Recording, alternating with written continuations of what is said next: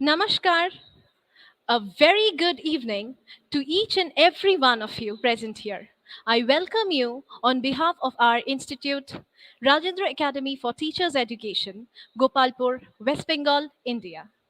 We have already dwelled deep into the topic of inclusive education yesterday, as we are continuing on our 2 days international conference on the topic entitled Perspectives of Inclusive Education, Practices, Issues, and Challenges in the Context of COVID 19. I welcome you here on behalf of myself, Priyanka Sarkar, and on behalf of our entire institute. We have already dwelt into this topic yesterday, where we had our eminent speakers and honorable dignitaries, namely Professor Ramakanta Mohalik and Professor Janet Lord, who had rightfully expressed their opinions on how to introduce this new system in schools in order to maximize the potential of all the children.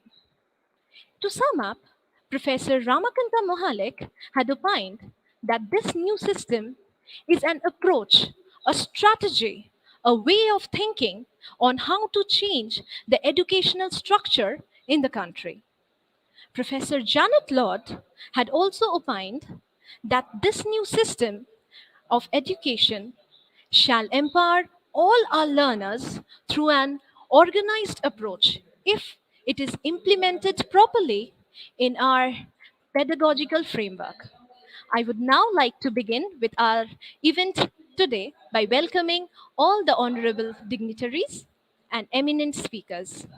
At first, I'd like to welcome Dr. Mumtaz Begum, who is the Dean and Head of the School of Education, Pondicherry University, India.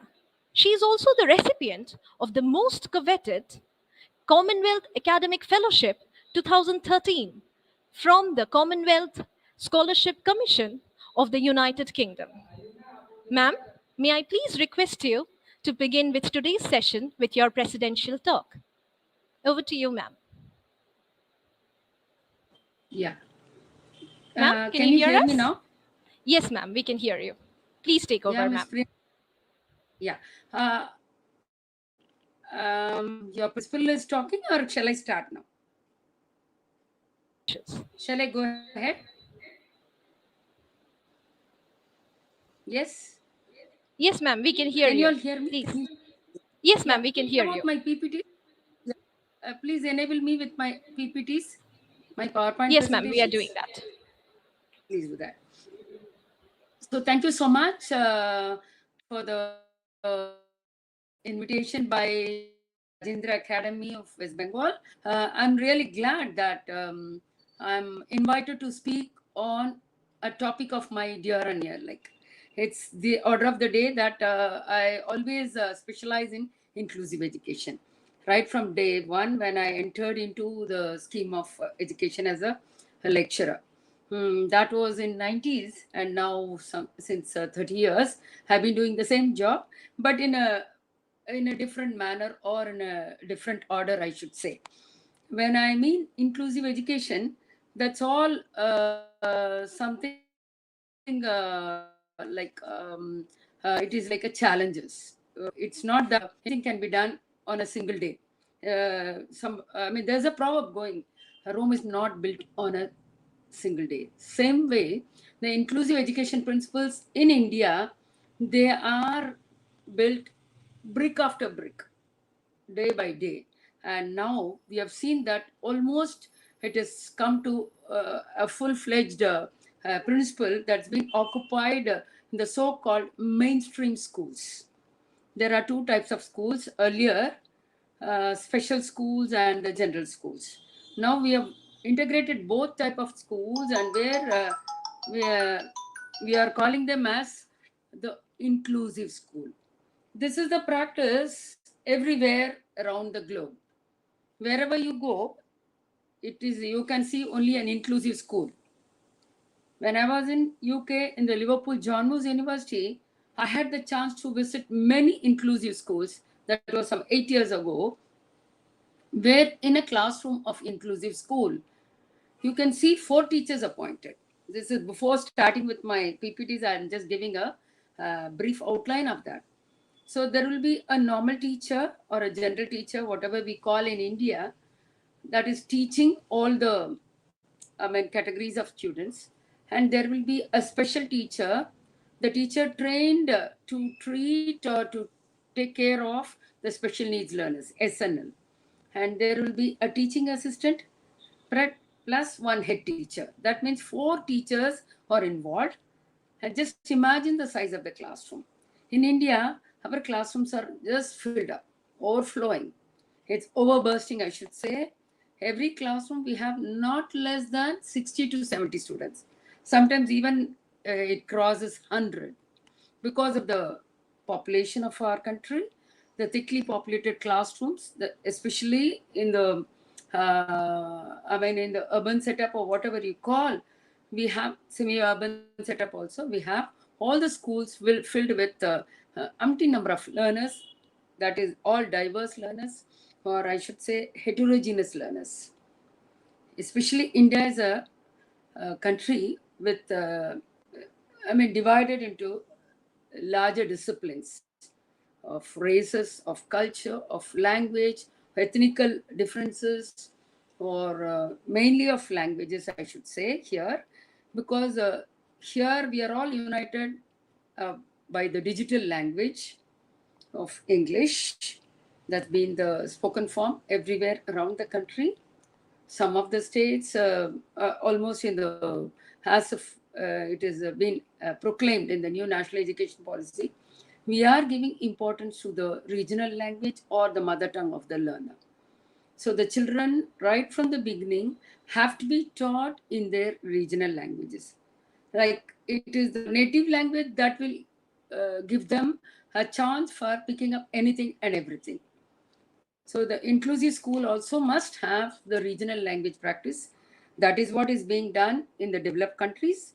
So the 4 teachers take care of around 10 or 15 students only, and each student is unique for them. Not that some students are higher in category, or we call them slow learners here. There's no such thing called high achievers or low slow learners. Everybody is same. So for a child, when mathematics is so simple, language or any other part will be difficult. Or for a learner who will excel in all extracurricular activities, he may not fare well with mathematics or science. So these are all the special characteristics. So every individual like me or you, we are with innumerable talents, the general characteristics that all the 5 senses in every human being is working very perfectly. We can see, we can hear, we can talk, we can smell, we can feel the touch, whatnot. But there is one other, the sixth sense, what we call the ESP, the extrasensory perception, that works in all the special needs learners. They are taken care of by their own perception. They try to develop themselves. It is just they require a little motivation, a little patting on their backs, a little lifting their hands up. That's all they require. Otherwise, they are the talented learners and we are all the sub talented learners. I'll always say, those with all senses, we know everything. We can see, we can hear, we can dance, but we don't do. Whereas the special needs learners, when you just watch them, they are with their own, innumerable activities. We call them with differential ability, different ability, not disability. It is different ability. They are able to perform very wonderfully alongside the normal also. This is how I try to say that inclusive principle starts in an Excuse me, inclusive ma'am. setup. Very sorry to Yeah, ma'am, can you hear us? yeah, I can hear. Yes, ma'am. Very sorry to interrupt you, but can you please tell us to when to change the slide so that we can change it accordingly? Sure, Just tell us just to sure change then. the slide. Only then we'll just move to the next slide accordingly. Ex- Exactly, my dear. Okay. I'm only just giving an intro. I have not closed my Sure, ma'am. introduction. Okay, ma'am. But whenever That you ask us to way change the slide, to just just tell go us, on with give us a changing. direction Okay, so that we with can this follow little it. bit action, I think I Okay, can ma'am. go into the slides of the challenges faced by the inclusive learners in an Hmm. inclusive setup, that too especially in India. Because Hmm. we always think about our learners, the rural learners. Please go ahead with the slides. Can I see the slides now? Yeah. You just exhibit the slides to me. You can hide me, rather, you can show me the slides. Yeah. Because Slide? Is it when you number two? think about the practices, they are innumerable. Let me go with the first slide. First slide. Okay, ma'am. Or, yeah, first slide, the previous slide. Okay. The opening Can slide, you first just one. show me the previous slide? Yeah. Yes, ma'am. Yeah. This is the So the first one. title itself, what are the issues, Okay, ma'am. challenges Sure. You may in continue. Thank you, implementing? ma'am. Yeah. Yeah. Yeah. So issues and challenges in implementing inclusive practices during pandemic.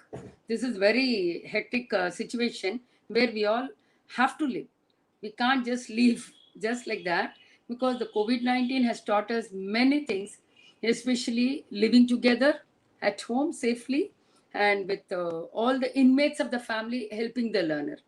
And not that the child is learning, the parents are learning, all the grandparents are learning. That's why I said during a pandemic is learning is made a family learning, not the individual learning, it's the family learning. uh, Please, next please. And when I'm to go with the next slide, where it just says, please go with the next slide, move on. Yeah, it is like ensuring inclusive crisis, that is resilient education. And we call the learners with multiple readiness. They are with multiple talents, multiple readiness. Now we are almost in the post pandemic, though some, I mean, there is a call that there may be a third wave, but we'll put an end or full stop with this horrible COVID-19 situation. We can call now ourselves as living in the post pandemic period. Okay, so in this period, what we do is that we try to go in for immediate education response, like learning from home, that is at distance. Like work from home, the children learn from home. They sit and learn in front of a computer with artificial intelligence as well as the multiple intelligence, talented people surrounding the learner. The boy or the girl takes the help of many people instead of one teacher.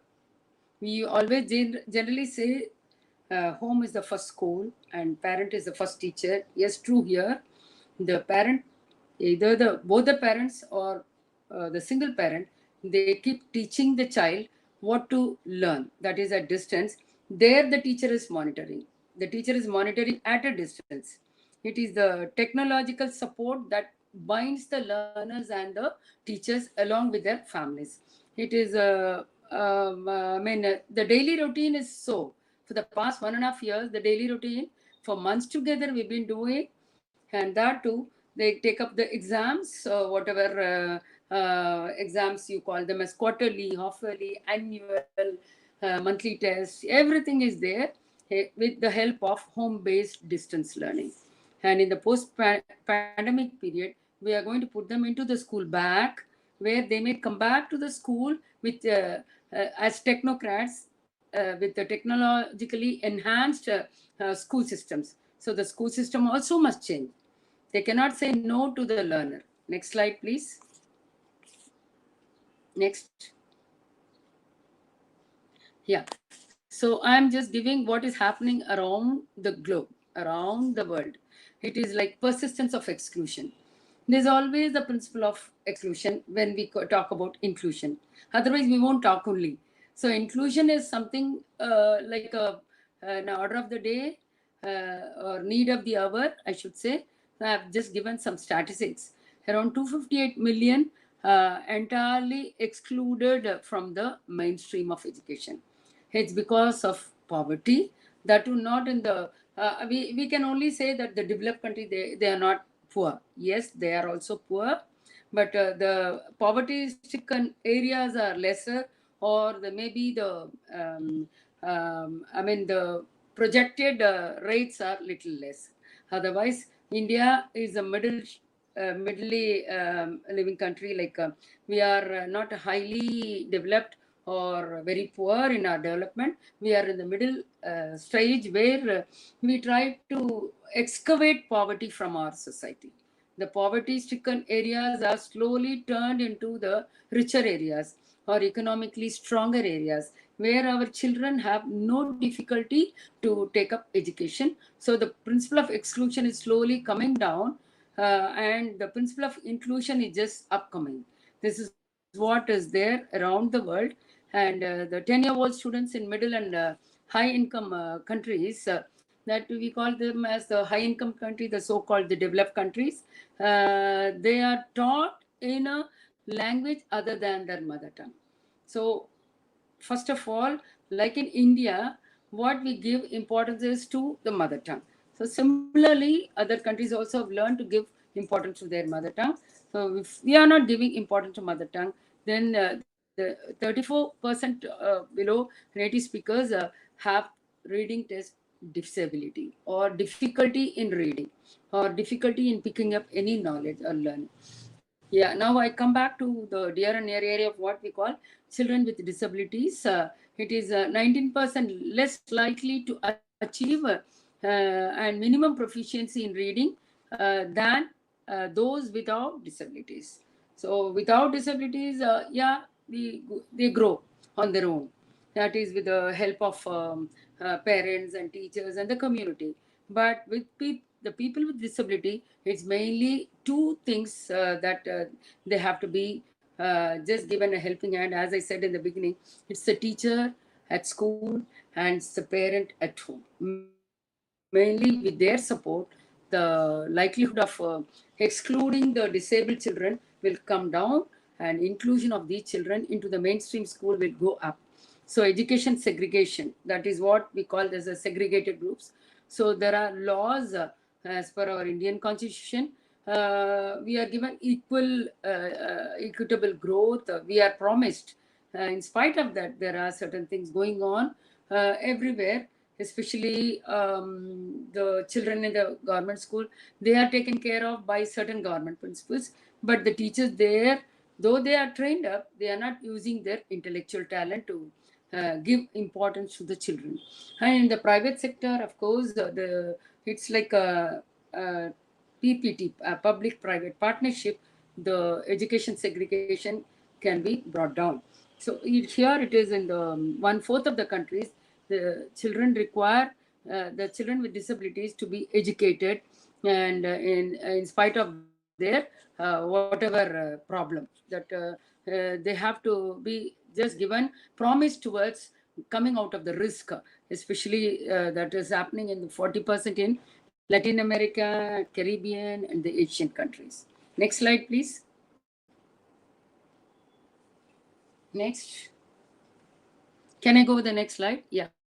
Now I've given the description by means of a graph. All these are not my imagination. I've taken the source from the net, where you see that how many high income group learners are using internet, how many low income countries are using internet. See, around 87% the high income countries, the developed countries, they use internet, whereas only the 19% of the low income countries. Maybe our country, we can it's been given in different colors. You can just view for yourself and see where we are. So many of the countries have started using internet. Few of the countries are still to come up, and we are in the middle stage. We are growing, and one fine day somebody will say, "Yeah, India has come up to the stage of 99%." I'll only say 99%. One more percent still will be hanging. Next slide, please. Yeah. So it is like the present exclusion principle can be made nullified or zero by means of distance learning. Because of the COVID-19 situation, the children learn at home. They sit at home. They eat and they learn. They sometimes I've seen one of the kid in my neighboring area, as her mother is combing, she's having her phone in the hand and she's learning. She's able to respond to her teacher. That's how the COVID-19 has put the teacher and the learner on the same platform. They are in the two poles occupying. One pole, the teacher, the other opposite pole by the learner.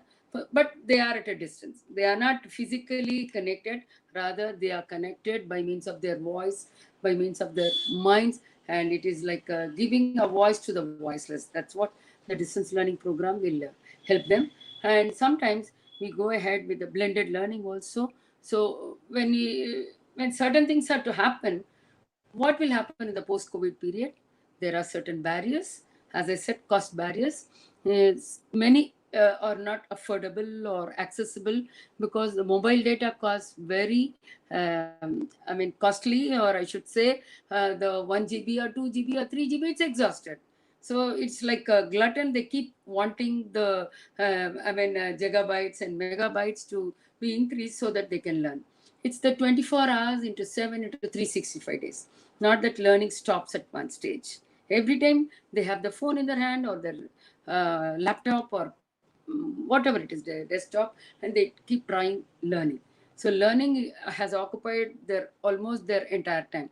Even their sleeping time, they many of the families I've seen kids having the phones nearby their pillows, and maybe the phone itself is becoming a pillow, something like that. And there are certain inherent or functional disabilities, like the visual and hearing disabled. They are not able to come out of their disabilities. It's a permanent factor, but they have learned to live to along with their disability. They know how much they can be acquainted with the pandemic situation.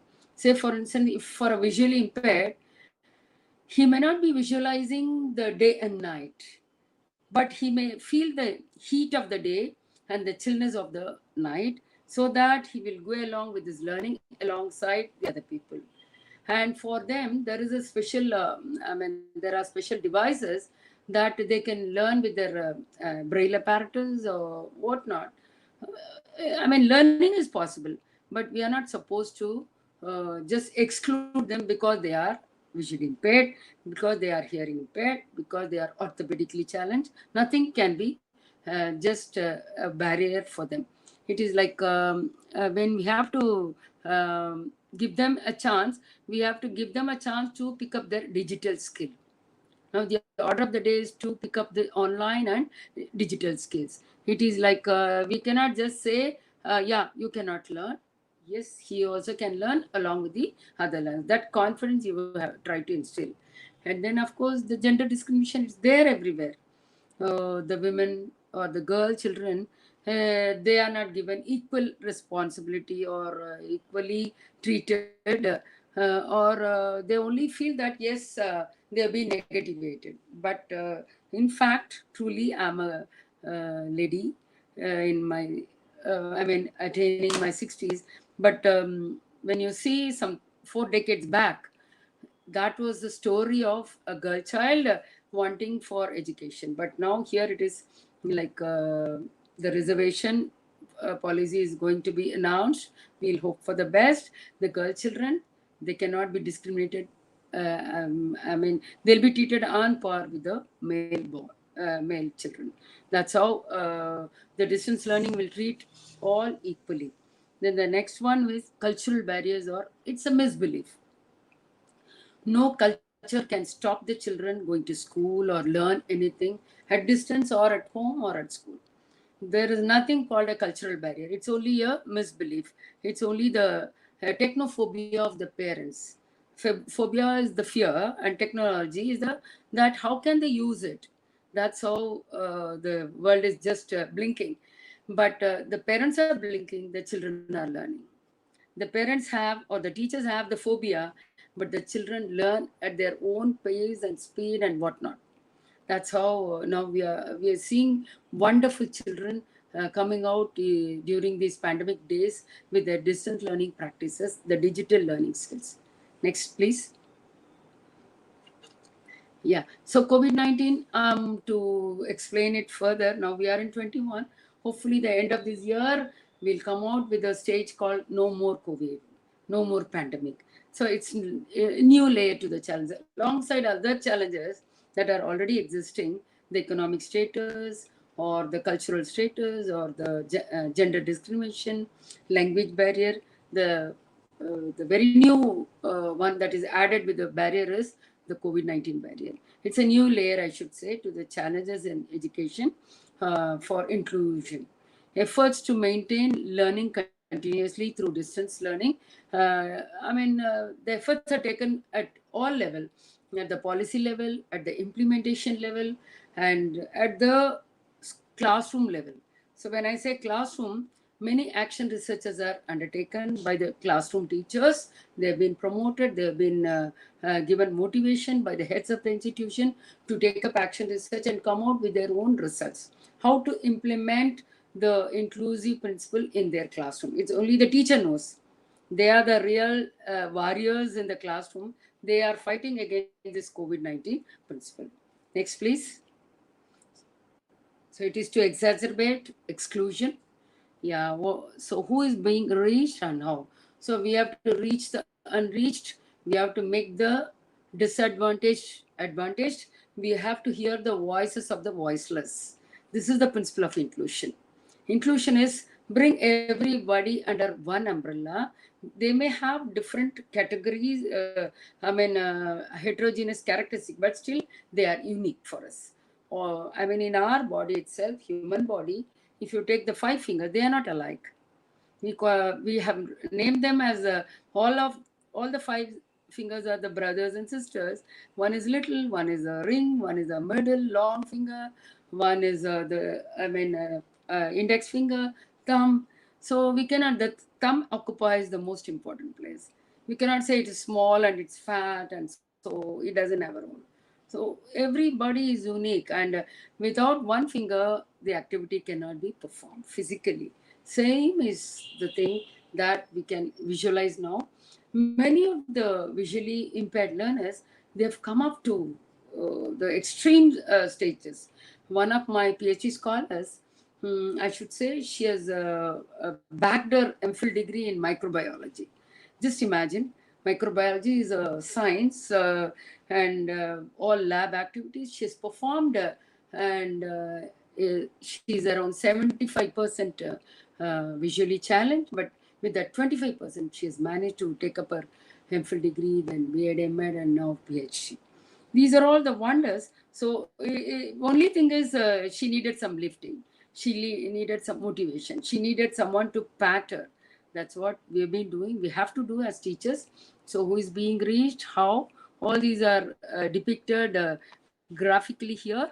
It is, and how can they be reached? That also I have given. It is a share of countries. In which country, how many people are being reached, and how many have been not affected by the simple challenge of exclusion. Everybody is included in all the countries almost. But human mind is always with certain stigma. We fix it. Oh, these are the people that they cannot be coming to the classroom. They cannot learn. So it's only a misbelief, I should say. Again, it's like the one that is your own personal belief. Everybody can pick up their own speed of learning. They can be reached, and it is only the will and wish of that learner, plus you are the teacher or the common community that has to help the child to pick up learning. Next, please.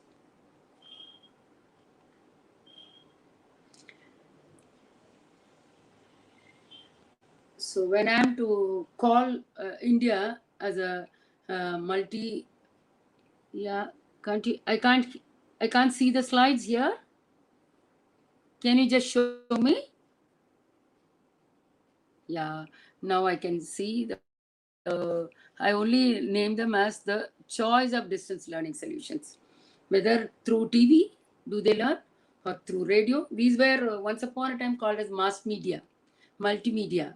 Now we have got something called online learning. So it is by income levels, low income, middle income, high income. I have just given, and now that even the low income families, they prefer their child to go in for online learning. There is no such thing called. They want their child to be looked on par with other children. So everybody, when they walk on the road, they talk and they say, or in the play field, they say, yes, my son has got 90% in science and 85% in mathematics or 97% in language. Look at the way, because of the distance learning. I'm a keen watcher of the society. As and when I just go to the some play field or somewhere, I used to not disclose that I'm a teacher or a faculty, but I'll slowly watch what is happening with the parents and the children, especially with the disabled children or differently able children. The parents feel very happy over it now. So, because COVID 19 has united everybody, nobody can see who you are. When you hear a visually impaired learner through the mic, his voice will be very clear. He'll be in a position happily to call to give a definition very perfectly than a normal learner. And when you see a hearing impaired, he can also just go with a signal learning. He learns with gestures and signals, and he comes out with it truly. Of course, orthopedically disturbed learners, I should say disturbed. It's by choice or by chance. Chance is nature. Choice is by meeting with some accident or something. They have become the, disabled learners. But for that, they are able to perform like Milton, Paradise Lost and Paradise Regained. They are able to pick up any type of learning equivalent to a normal learner. They are not to be excluded, they are to be put in the inclusive setup. Next, please. Yeah, COVID 19 again, I'm saying a new layer to the challenge of education and with inclusive principle. It is the only panacea, that is the medicine that could be given to combat this COVID 19 is distance learning solution. Only at a distance, you can make the learner learn. Now, I don't know if they are going to be called the higher secondary, high school learners are being called in some of the states. The higher education learners, of course, they have not turned up to the classrooms, but the primary learners, they are still at home. They try to enjoy the company of their parents or their family alongside learning. They love distance learning, yes, and they may love learning in the school atmosphere also. Let them come back to the school with more optimism and challenges. It's the poorest countries have, really to go on with saying radio for them is the most important tool for their learners to pick up knowledge. 64% of the low income countries use this approach, that radio learning, learning through the radio occupies almost a significant tool those days. Right now, also in our university, Pondicherry Central University, we have one radio called Puduvai Vani. Vani is the radio, where we try to capture almost the rural learners and all everyone through this radio setup. Once upon a time, the Murphy radio was very much in every home, occupying the space. Now again, the transistors are coming back in the schools at least. So the poorest countries, I should say, they will come up to the stage called in the vertical ladder, the poor countries, and then the little richer countries and the sophisticated countries. That's what is our prayers. And 74% of the middle income countries, they for their primary education learners, they use almost the radio and TV together, compared with the 36% of low income countries. And as far as the high income countries, they capitalize investment through technology. It's through online education and mobile learning, and learning through the hardware and softwares and all things are helping them to pick up language. So, I mean, here again, there is a disparity. High income countries, middle income countries, and low income countries. So that disparity should go away. At least in future, we'll pray for that. Next, please. So now I am coming with a universal design for learning. Universal. So I'm calling our learners as not the West Bengal learners or Tamil learners or Keralites or Maharashtra learners. They are all the universal learners. We have to be looking at our learners with a learner in an African country or American country or in Asia or elsewhere, because all are staging the same. Before COVID-19, like God, before God, everyone is equal. Similarly, before COVID-19, everybody is equal.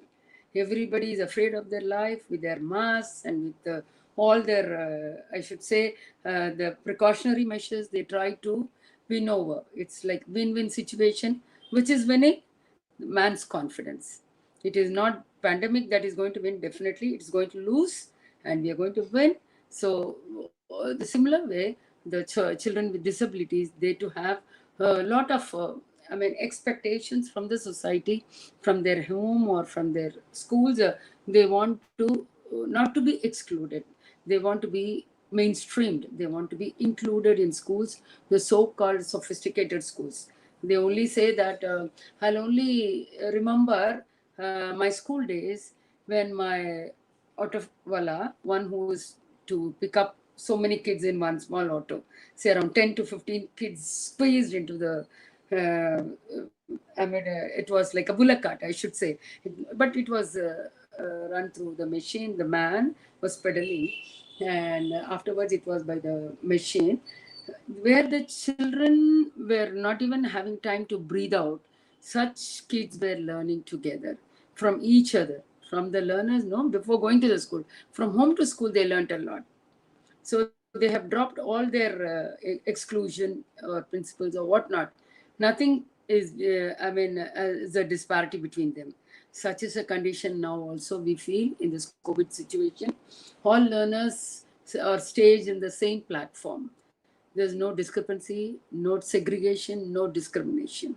So many resources are not accessible for blind children now or the deaf children because of the, the technological efforts have to improve for them to pick up learning equivalent to the learning taken up by the mainstream learners. And children with mild learning difficulties, there are of course certain learning difficulties called very mild, very equivalent to normal, almost like attention deficit disorder or hyperactivity disorder.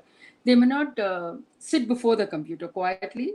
The parents struggle a lot, and with more of independent work in front of a computer, we have to call them as we have to frame a certain design called universal design for learning. It's a common design for everyone. How can they pick up learning? Whether they are economically weak, or whether they are visually impaired, or hearing impaired, or hyperactive disordered child, whoever it may be, let them learn together, from pick up knowledge from each other. It's a collaborative or cooperative learning. Let me go with the next slide, please.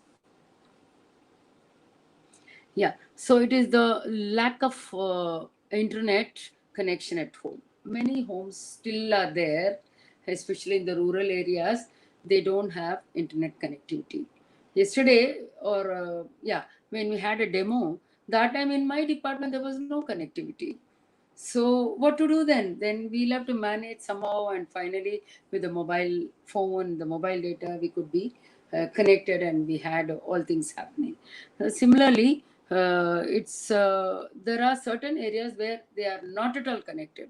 Some lack internet connectivity. Some areas are not at all connected, where we cannot cover them by video calls, and especially those areas in I remember some of our learners from Andaman, they were only calling, because Andaman is under the direct control of our Pondicherry Andaman institution.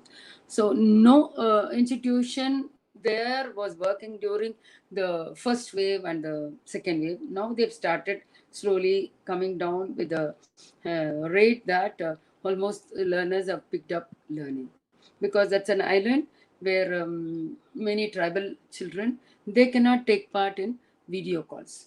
That was a problem. But later on, slowly the government of Andaman and Nicobar Islands, they are trying to just eradicate this type of all problems, and they will once in a one fine day, they are going to announce that to the entire world, yes, we are connected by video calls. Even the tribal kids, the tribal learners, the reluctant parents, they will send their children to schools, and they will make their children learn through digital or online learning or distance learning. Next, please.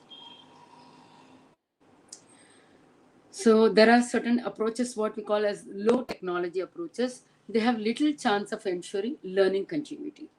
There are learners, because of some reasons, or they drop out. So there is no continuity between their learning and their practice. So learning is something theoretical. They have to put their learning into practice, which will be useful for them for their livelihood. So that's what was.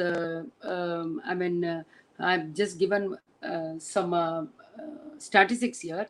The share of those who owned a radio was 7% only in Ethiopia, 8% only in Democratic Republic of the Congo, and in Madagascar and in Kenya, and all these are the things that I searched for. In Yemen, 10% only by the year 2013, 13% only in Guatemala in 2014, and in almost all the countries. Like this is all I have taken from the DHS Statistics compiler of 2020.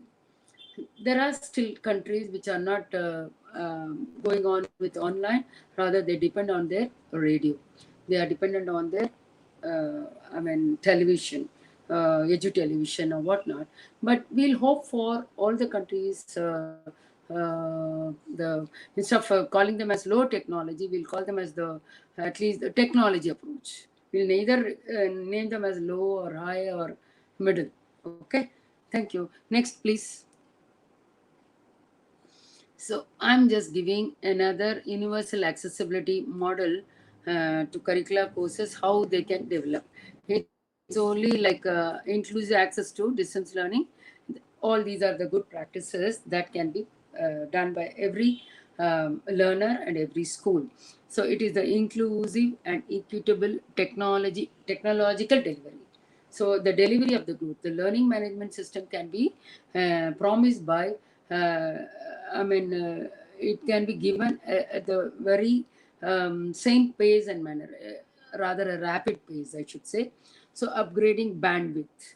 Such countries, they are improving the bandwidth and solution of students with, special need. That is the main thing that the country like in Italy, they are concentrating.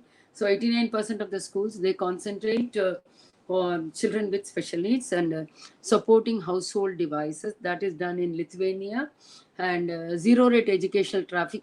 Why I'm quoting other countries is that in our country also we follow, because we are all on the same platform now. And in Indonesia, South Africa, Sri Lanka, or it is a free mobile data that's been given in Maldives. All these are the possible things that we can think over. And if I'm giving you one universal accessibility to all curricular courses, it should be for the self-development of the learners, and it is the open educational resources OER that we have to provide, and the language consideration. The child must be provided all facilities to learn through his mother tongue or the regional languages. So the channels, either the TV or radio channels, they must be using both the regional language, English, still the official language of the country, and our national language. And in Pondicherry we practice 4 languages in the state or union territory, because French is occupying its position there. So almost the children of the inmates of Puducherry, they try to pick up not less than 4 languages. I'm saying not less than. That means they can learn any number of languages. that policy is being followed in my state. I'm glad to say that. And it is the home-based reading material that they have to provide. Our school education department of Puducherry, government of Puducherry, they are taking all facilities to home. If the child cannot come, let us go to their home. It is like either the prophet must come to the mountain or the mountain must move to the prophet. That's how the trial and error basis being practiced in. It's not only in Puducherry. I'm just saying that what's happening is around the country. The same things, the same practices are good practices rather are given importance, and that too because of the what I should say is the new national education policy initiative. The language policy has been very strongly stipulated. Yes, you have to learn through mother tongue. You can practice writing in mother tongue. Very good, fluency in your own mother tongue. It's Bengali or whatever language, Marathi or Kannada, Punjabi or whatnot, any language, Tamil. They have to be proficient enough, the teacher as well as the student as well as the parent. That's more important because the parent must be trained to give good language practices to the child. Then only he can pick up learning at home until he goes to school. Right? Next, please. Next slide, please. Yeah. So it is. I've given more countries also, like the countries in France. They are conducting summer camps, the two online camps, and that is monitoring and mitigating dropout digitally. So somebody will be just getting dropped out because of the, I mean. The economical position, or some of them say that it's a health hazardous, and all the time I sit before the computer, my child's spinal cord gets affected, his eyesight get affected, or his eating habit or sleeping habit or whatnot is the daily routine is affected. All these are that we have to change up our minds. It's only when the child is, as long as the child is engaged in learning, no worry. Only when it's disengaged, then we have to go in for certain things called effective coverage of courses should come with less disengagement. And in France and Italy, they have made the centralized monitoring practice. Same way it should happen in our country also. We are planning for that in the post-pandemic era, like whatever we give, it's only the medical courses and other courses that they are claiming higher.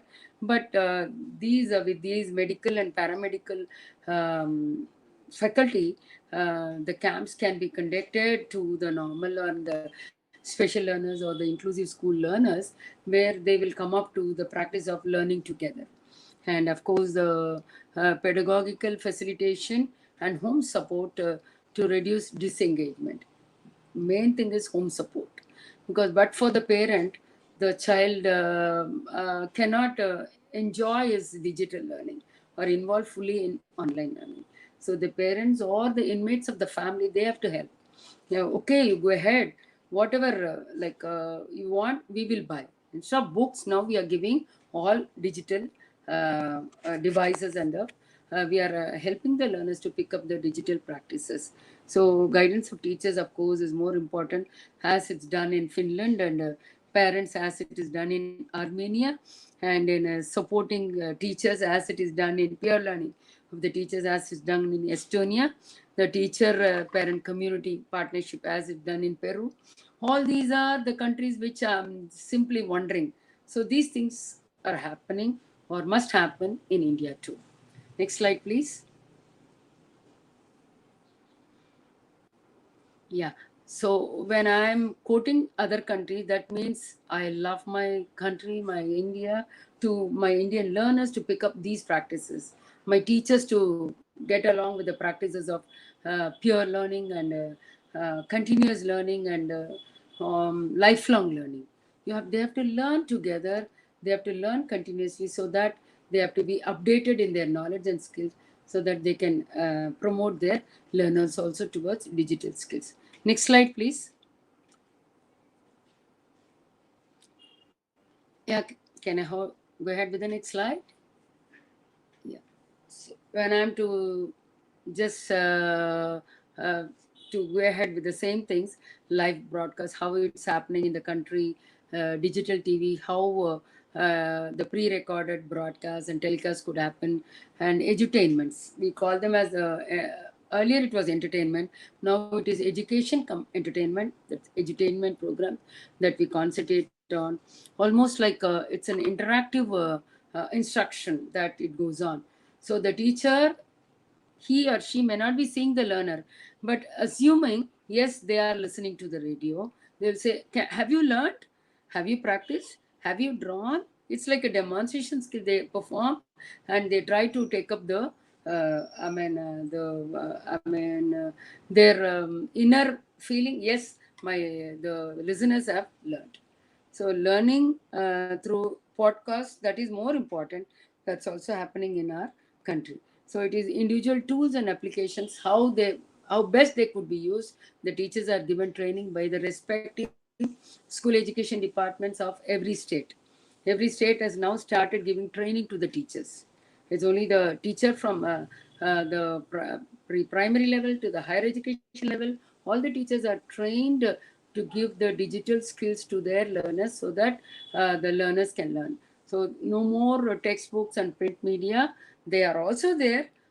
They can just go hand in hand. So textbook can go hand in hand with all the digital devices. Next slide, please. Yeah, I'm just giving technology-enabled open school system, how it is working. So wonderful it is. So the school-based blended learning, we call them as the on-site or off-site learning, home-based distance learning, home-based, school-based blended learning, and access to distance learning. We have to provide them all these things.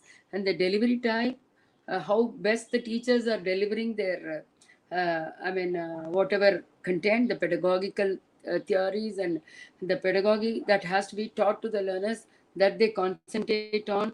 So it is the teacher, as I said in the beginning, the teacher and the parent should join hands. The home and school should go hand in hand. They have to just go hand in hand on the same platform of making the learner learn through all the digital practices. But for their collaborative support, the curricular content could not be taken up in the same manner by the learners.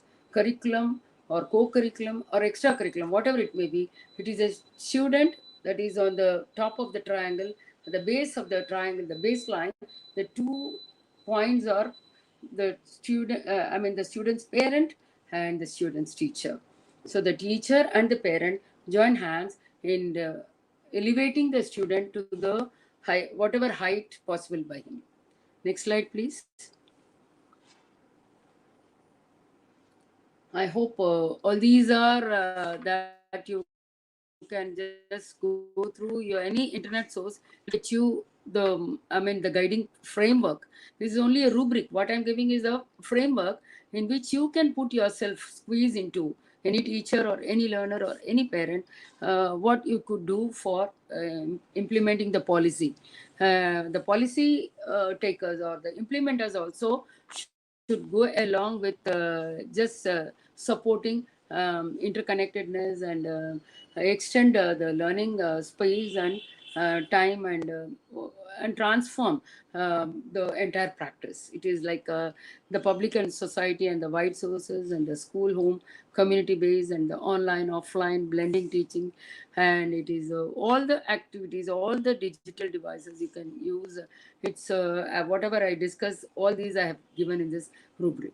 The collaborative learning, the constructive practices, all these things are possible anytime, every time, anywhere, everywhere, and for anyone. Nobody could be excluded out of this practice. So it is the teachers and the learners that they have to join hands together. It's only the, unless and otherwise, somebody will say, oh, the teacher's role is becoming less or zero or becoming null. No, nothing. Anything artificial intelligence, it has to be operated by human intelligence. That human intelligence is of the teacher and of the parent. Any lecture I can record, but lecture has to be delivered by me. The recorded lecture can be posted either in a digital platform or in the YouTube, whatnot. But who will give the lecture? The teacher, the lecturer, the person who is delivering the knowledge. These are the things that I have put here. Whatever best way possible, you can use that. Next, please.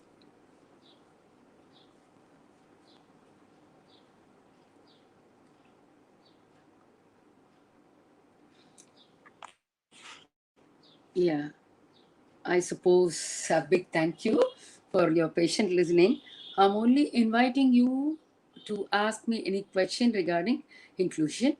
Inclusion is including all children, all learners, including all subjects. I don't have a meritocracy over science. I don't have this is the aristocratic subject, mathematics, or only the languages are really good, or no way.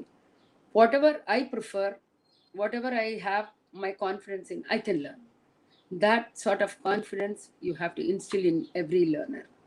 This is like in the hands of the policymakers, in the hands of the heads of the institutions, in the hands of the teachers, and ultimately it is in the hands of the parents. The parent must say, yeah, whatever you want, you learn. Don't force them to go into a learning space what you were imagining, what you were missing in your childhood days. You would have missed yourself as a doctor, but you don't want your child to be a doctor. Okay? If he wants, let him go. If he wants to be somebody like a mechanical engineering field, let them go. Where is the mistake? Where is the fault? He is not at fault. Any child, that's what I want to mention here. The practices given by Tagyo Higuchi, a Japanese a scholar, come practitioner. He'll only say, you watch the child from the childhood, that is at the age of say around 10 months onwards. The child is able to crawl and then stand and then started walking and blabbering something. It's baffling, and where they try to exhibit themselves. So from then onwards, you maintain a diary for that child, the parent. Okay, you can note down what's going on every day. Apart from eating, sleeping, and doing all physical activities, all this preconceptual stage of John Dewey and everyone, Jean Piaget, these are the things that are happening. The child picks up learning by imitation. When somebody is putting a nail on the wall, the child picks up something in the neighborhood, it tries to do that. It tries to break the toy car and try to reassemble it. It tries to scribble something on the, not on the paper, on the wall. Say around 18 months old, the child becomes very influential with 18,000 words, which are meaningful in any language of the world. So these are all the things that are happening, unknowingly. It is like voluntary learning, wishful learning. So afterwards, the child at the age of 4, they start writing their own diaries. They start writing in their notebook what they are fitting for. That's what is happening in other countries. We'll also promote the same thing. So inclusion, it is best possible unless and otherwise we make ourselves the warriors to fight for whatever to be excluded, the caste system, the all the ill effects of the society, all the barriers. You just get out of it. Those days I used to say, when some parent will come and say, oh, we don't have money, we are very poor. Don't you buy something every month for yourself? Don't you go in for one mother came? I said, I know pretty well. I've seen you in the bazaar buying a sari every month. What is that? Around 200 to 500 rupees. Can't you spare that money for your child? Yes, it could be done. There's no such thing called poverty. There's only the poverty in the mind. So we are economically stronger, and we are stronger in all aspects. Indians are nevertheless equivalent to any other countryman. So we will beat the concept of exclusion and make all learners inclusive in our mainstream classroom. Thank you for your patient and wonderful listening. Good day. Thank you, ma'am. Thank you for the the for organizers this also. amplifying speech and excellent presentation. Indeed, an inclusive classroom shall provide all the students with an appropriate learning environment as well as an opportunity to maximize each and every student's potential with the appropriate scopes, resources, and teaching that will best suit their needs. I'd request you, ma'am, to kindly stay with us as we move on to our next speaker. I'd like to welcome Dr. Emmanuel Jean Francois, who is the Associate Professor of Comparative and International Education at Ohio University, United States of America. He is also the coordinator of the Educational Leadership Program at Ohio University. May I please request you, sir, to enlighten us with the objectives of this conference? Over to Greeting, you, sir. greetings, everybody. As it has already been said, my name is Emmanuel Jean-Francois, and it is a pleasure for me to be with you today for that international conference on perspectives of inclusive education, practices, issues, and challenges in the context of COVID-19. I would like to thank the Rajendra Academy for Teacher Education for inviting me to be part of this great event. I would like to know if you can see my screen because I've shared it. Can you see my screen? And I'll be talking about COVID-19 and inclusive education challenges and opportunities. I know that you already have other speakers who have talked about that topic. But what I will do is really briefly talk about inclusive education and also some of the challenges that are related to COVID-19 and other opportunities also for inclusive education. So the first question is, what is inclusive education? I know you have already probably received some definitions from the previous speakers, so I will not spend a lot of time talking about it, but it is important to say that probably 40 years ago, 30 years ago, if you were to say to somebody inclusive education, the first thing that will come to their mind is individual with disabilities. In fact, until the 1970s, people with individual with special needs, individual with disabilities, they were relatively isolated. They were on the margin, and there were some changes after 1970 where they started some small, integration and really inclusive education, inclusion of individual with special needs or with disabilities started during the 1990s. So now, what happened after that?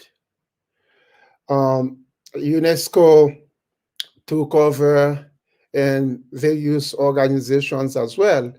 And I will adopt the UNESCO definition for inclusive education, which is a process of addressing and responding to the diversity of needs of all learners through increasing participation in learning, in cultures and communities, and reducing exclusion from education and from within education. So as you can see, I started to talk about individual with special needs, individual with disabilities. But now that definition says all learners, and to increasing participation in learning, cultures, and communities. So this is a broader, more expensive definition of inclusive education. It's not just about people with special needs, with disabilities. It's about people who are marginalized. people who are constantly disadvantaged, etc., etc. So it is within that context that I'll be talking about inclusive education, a broader definition of the concept. So now we are in the context of COVID-19. The question is, what happened to inclusive education? What happened before COVID? Um, UNESCO has an answer for us. Last year, they published the General Education Monitoring Report, where they talk about the situation of inclusive education. And here are some facts that I wanted to share with you. According to UNESCO, fewer than 10% of countries have laws that help ensure full inclusion in education. Fewer than 10%, which means that about 90% of countries, they don't really have laws to ensure inclusive education. You say, well, they are doing something anyway. Why does that matter? It matters because as much as we are talking about inclusive education now, there is a lot of people who do not believe in inclusive education because they think that if you take all if you take all kids, all children, all learners, you put them together, um, there are kids that they consider are more advanced compared to other kids. They would say that you will slow them down, etc. So therefore, if they can enact policies and that can slow down that process, they do it sometimes implicitly, but sometimes explicitly. Again, 258 million children and youth were entirely excluded from education, with poverty as the main obstacle to access, according to UNESCO. 258 million kids with no access to education. So if you go back to the definition that we talked about earlier, all children, so these 258 million children, they are not part of that all. And I'm talking about before COVID-19. UNESCO explained again that in low and middle income countries, adolescents from the richest 20% of all households, they were 3 times as likely to complete lower secondary school as were those from the poorest home countries. So again, you're talking about inclusive education, education for all. You have some challenges there. UNESCO explained again that 10-year-old students in middle and high income countries are taught in a language other than their mother tongue. And what are the consequences?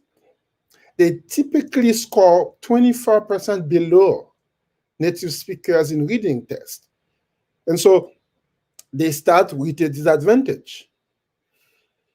335 million girls attending schools that did not provide them with water, sanitation, and hygiene services. So how do you learn in these conditions?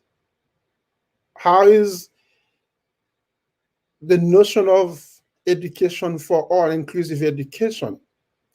So as you can see, even before COVID, there were some real issues with the ideal of inclusive education that UNESCO is championing.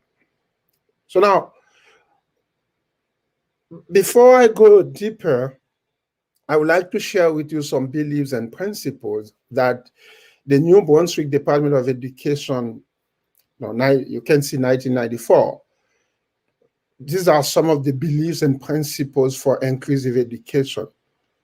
Understand that there is always an epistemological theoretical framework behind some of these concepts, and some of them are related to core beliefs that people have. And these are some of these beliefs and principles for inclusive education, not for me, but for the Brunswick Department of Education in Canada.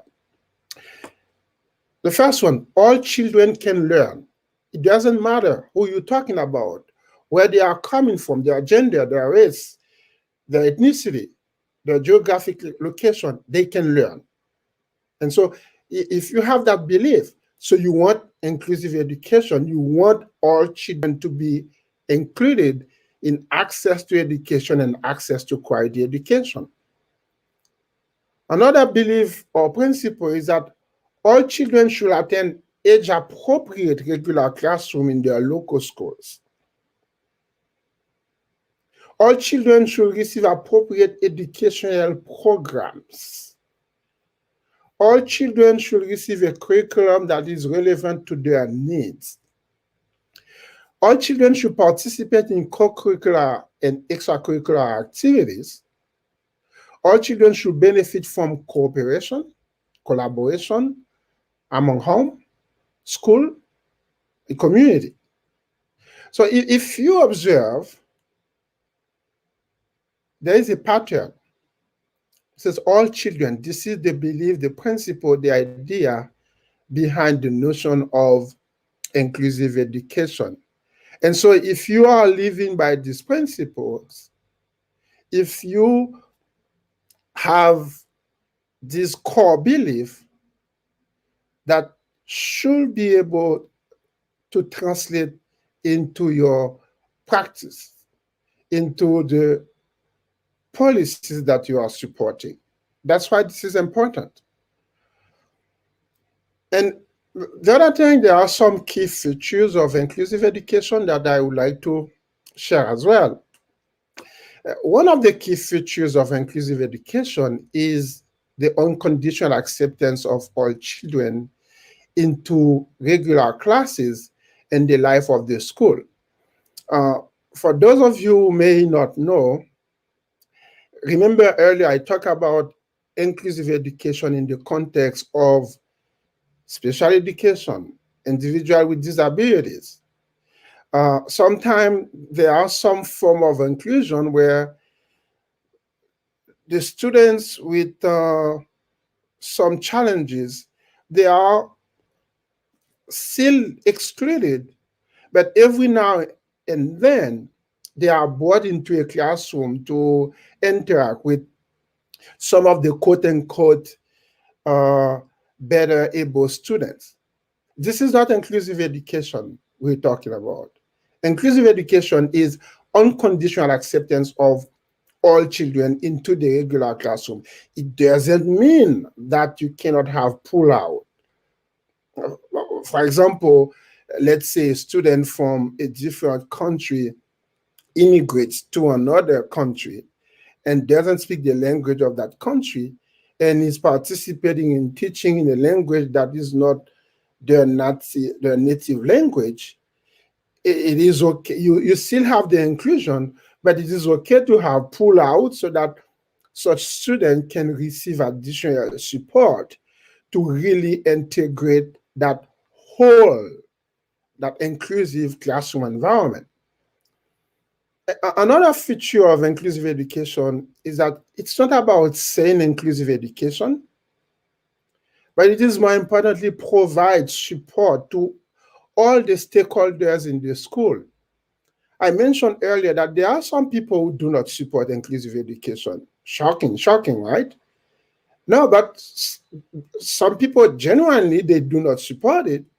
But some people, they do not support it because they are not aware of why inclusive education is important. So providing support to people to understand the value, the benefits of inclusive education, whether it's school principals, teachers, parents, members of the community, is very important. It's an important piece of achieving inclusive education. And the other piece that is important is that you can have all learners in one classroom, but some of the learners, they are not really learning because the teacher might focus on trying to fix the learner, to fix the student in what they cannot do. A key feature of inclusive education is that you should focus on what the student can do rather than what they cannot do. What does that mean? If if you try to fill the gap of quote unquote weaknesses or opportunity to grow that the student has, and that student cannot make progress, over time it builds frustration that can impact other assets that the student has. But if you work on the strength of the student and help the students understand the mechanic of how they are able to perform these tasks very well, how they can transfer these same skills into areas where they are struggling, it's easier because success brings success. Frustration tends to bring more frustration. So, yes, focus on what the student can do. It doesn't mean that you ignore what they cannot do, but you focus on what they can do first using an asset mindset. And then you use that strength to turn around areas where they are struggling. Other features of inclusive education is that you cannot have in a classroom, an inclusive classroom, a set of broad goals for all students. In an inclusive classroom, you set education goals based on each child's abilities.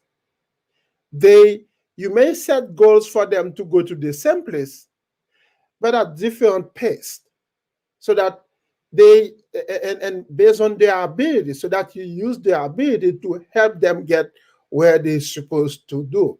It's a more comprehensive approach. Inclusive education is also eh, developing teachers who understand that, who is skillful enough to teach a diverse classroom, to understand the strengths of and abilities of the various students that such teacher has in a classroom. It also means foster an environment where the principals, the teachers, and the parents, they work together to create an inclusive learning environment. It, you cannot, the teacher cannot be doing something and then the environment surrounding the student is exclusionary.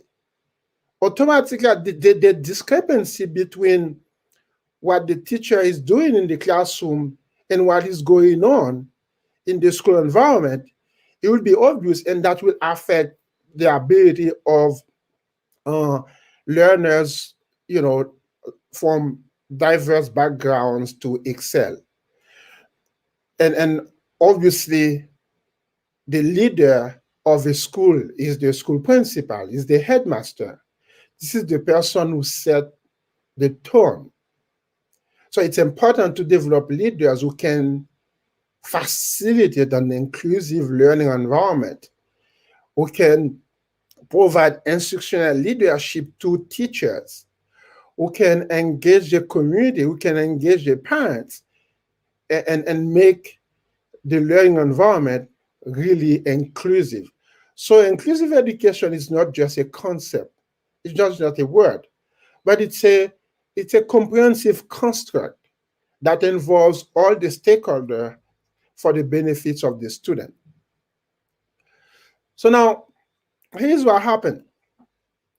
I We can spend days and months talking about inclusive education because it's an entire area of study now, but we are looking at it from a, a very specific context, the context of COVID-19.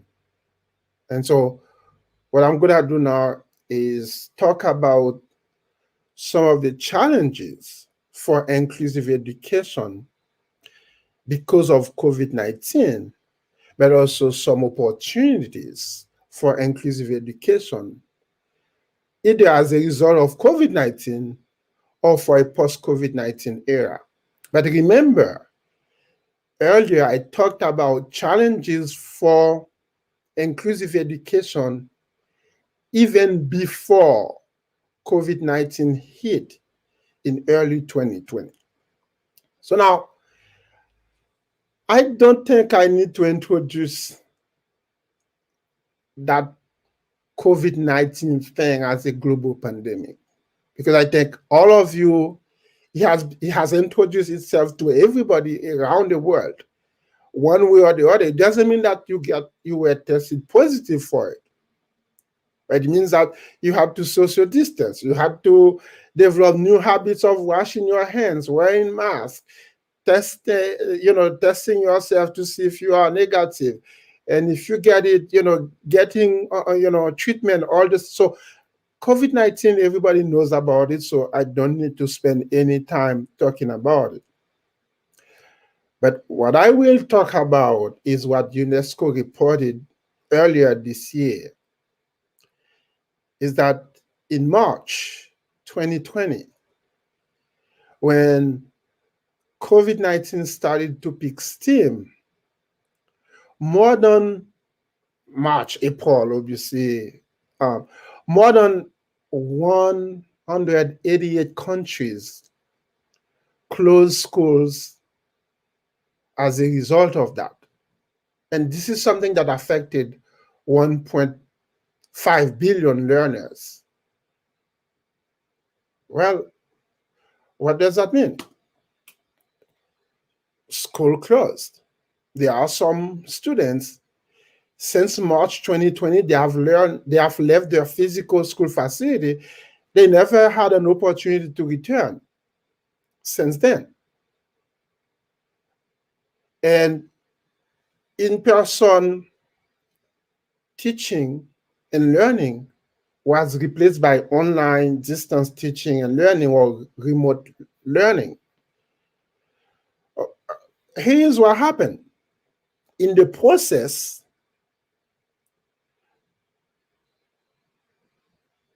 some students managed to have an opportunity for in-person teaching. In the US, for example, for the last 2 semesters, kids, many schools, they were able to reopen. Kids went back to school wearing masks, um, social distance themselves. They put protective screens and hand sanitizing, all the health and safety measures that now that emerged from COVID-19. But there is a bunch of other kids around the world or inside countries who never managed to do that. So they are having two different teaching and learning experience. And so this is a challenge for the expansion of inclusive education. Imagine living rooms, bedrooms, coffee shops, libraries, all were transformed into classrooms. Nice, because the schools send notes, emails to parents and students, say like, go to Zoom, go to whatever platform, learning management system that they use. They say, from now on, that's where your class will be. This is your schedule. You're gonna have synchronous sessions. You're gonna have asynchronous sessions. Um, for some learners, that's fine because they already had their computers at home. They already had access to the internet. But it is different from another group of learners or students who themselves or their parents of themselves never own a computer. They probably use a computer when they go to school. They probably use a computer when they go to the public library.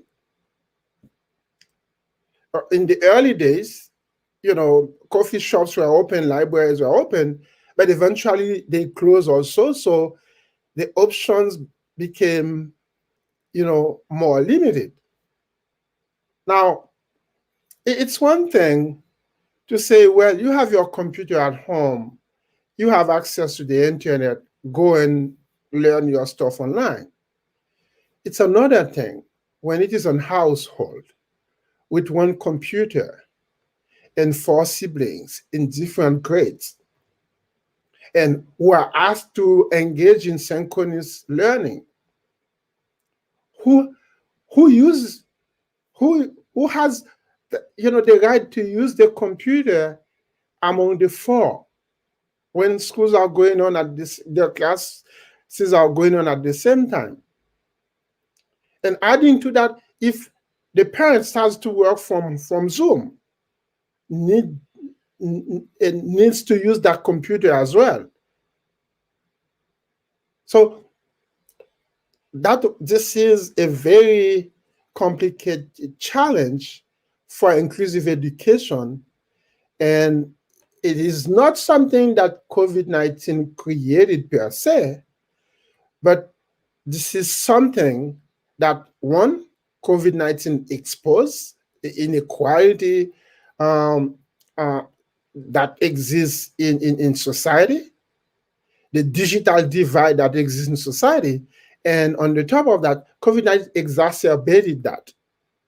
And so what happened, one of the implications was that fewer and fewer students were logging online to access material and complete assignments. There is a lot of cases like that where um, students get frustrated, they don't complete the assignments anymore. In many countries, they simply drop out of school. So school is over for them. And so all of the things that I just mentioned, they are exclusionary practices that COVID-19 exacerbated, but also forced on learners. And so that has serious negative implication for inclusive education because you have a bunch of learners, they lost an entire academic year. But at the same time, their counterparts in some of the parts of a country or the world, life moved on. They learned to cope with the COVID-19 reality and they continue to learn. They continue to do what they used to do with certain discomfort nonetheless, but they continue to do that anyway. So it is a perfect um, recipe for more exclusive education as opposed to inclusive education. Other consequences, UNESCO said that 40% of the poorest countries in the world, they did not provide specific support to disadvantaged learners during the COVID-19 crisis. In some countries, they say, well, we're going to print materials. If you don't have access to the internet, we will print material and send it to your house. We print to the test. You send it back to you took it, you take it, you send it back to us. But many countries, even that basic, that means that these learners, they were on their own. These parents who probably lost their jobs because in some industries like hospitality, restoration, and they were decimated by COVID-19. So people who work in these industries and have children to support and who did not receive any support from their public official, from their government, you can imagine that it, trying to accommodate for the kids to learn, it's very difficult because when somebody has to choose between putting food on the table and upgrade, the Wi-Fi, and then not having a job, You know what the choice is going to be, literally, because people are in survival mode. Um, the other thing, when things like that happen, it makes it very difficult to have effective implementation of curriculum. How do you have authentic instruction when you are teaching a group of students in a synchronous class in Zoom and you see a bunch of square? And if you are a teacher, you know that sometimes when you are teaching, students may say they understand, but because you have that face-to-face interaction, you have that gut instinct as a teacher, you know whether they understand or not. If you realize they don't understand, you can, that instinct that you have as a teacher, you can try to identify a strategy to help that student get it. But when you are dealing with that black box, it's it's a frustration for the teacher. So therefore, if you are teaching with frustration, you are not really, it's not like you are a bad teacher, but there is a lack of authenticity in your teaching. That's a fact. Um, but having said that, it's very convenient for people to say, well, maybe the students, they are not interested in learning. There is a bit of that. You know, some students, they got excited when they started to learn online after 2 weeks staying home, no school, no contact with school, etc. After, you know, some of the shutdowns and all of this, and they say, well, you're gonna have some interactions, you're gonna see some of your friends on Zoom. They got excited. But once it became clear to some of them that it's gonna be the routine, it became boring for some of them. But there is another group. It's not like they wouldn't want to participate. It's not like because they wouldn't want to share their videos. It's because if they turn on the video, the Wi-Fi that they have, it will crash. So it's, you have this. It's the digital divide. And so what happened is that these learners who are the most vulnerable, they have significant learning loss. And in 2020, people say, well, maybe we're gonna, by 2021, everything will fine. Now we got a vaccine. We say, well, we are okay. But now here we are. Some countries with 50 million people, they have 500,000 vaccines. And you have more virus, the virus is mutating, etc. So you don't know. We're talking about learning loss from 2020 to where we are now. But we don't know how long that learning loss will continue, and whether some of these learners, they will be able to catch up with all their counterparts who are really doing fine. Some of them, they are already vaccinated, but also they have the ability to test regularly, to go to school in person, wearing masks, etc. So these are very negative consequences for the goal of achieving inclusive education. And the technology divide is not necessarily closing. Uh, but another challenge is that when kids stay at home, some kids, they are fine, they are under parental supervision, they have other extracurricular activities that their parents create for them, so they are okay. But there are other students and learners, they have to be at home without their parents who have to go to work to be the supervisors for younger siblings. And some learners, they are at home alone without any parents to provide them any emotional support. without the teacher being there to provide them any emotional support, without the support that they would have had if they were going to school in person. So you have an increase in vulnerability for learners with respect to their mental and emotional health. So as some students, they are experiencing learning loss. Some vulnerable learners, they are experiencing learning loss. Other learners, they are experiencing mental and emotional health challenges that makes them more at risk of falling into the cracks and creating uh, uh, and expanding exclusive education as opposed to achieving inclusive education. And the other thing is that children from some of the poorest households, some of them in some countries, they may never return to school because when members of the family lost their income, so if they have the ability to make up some money here, some money there to help fill the gap, that becomes a priority as opposed to going to school.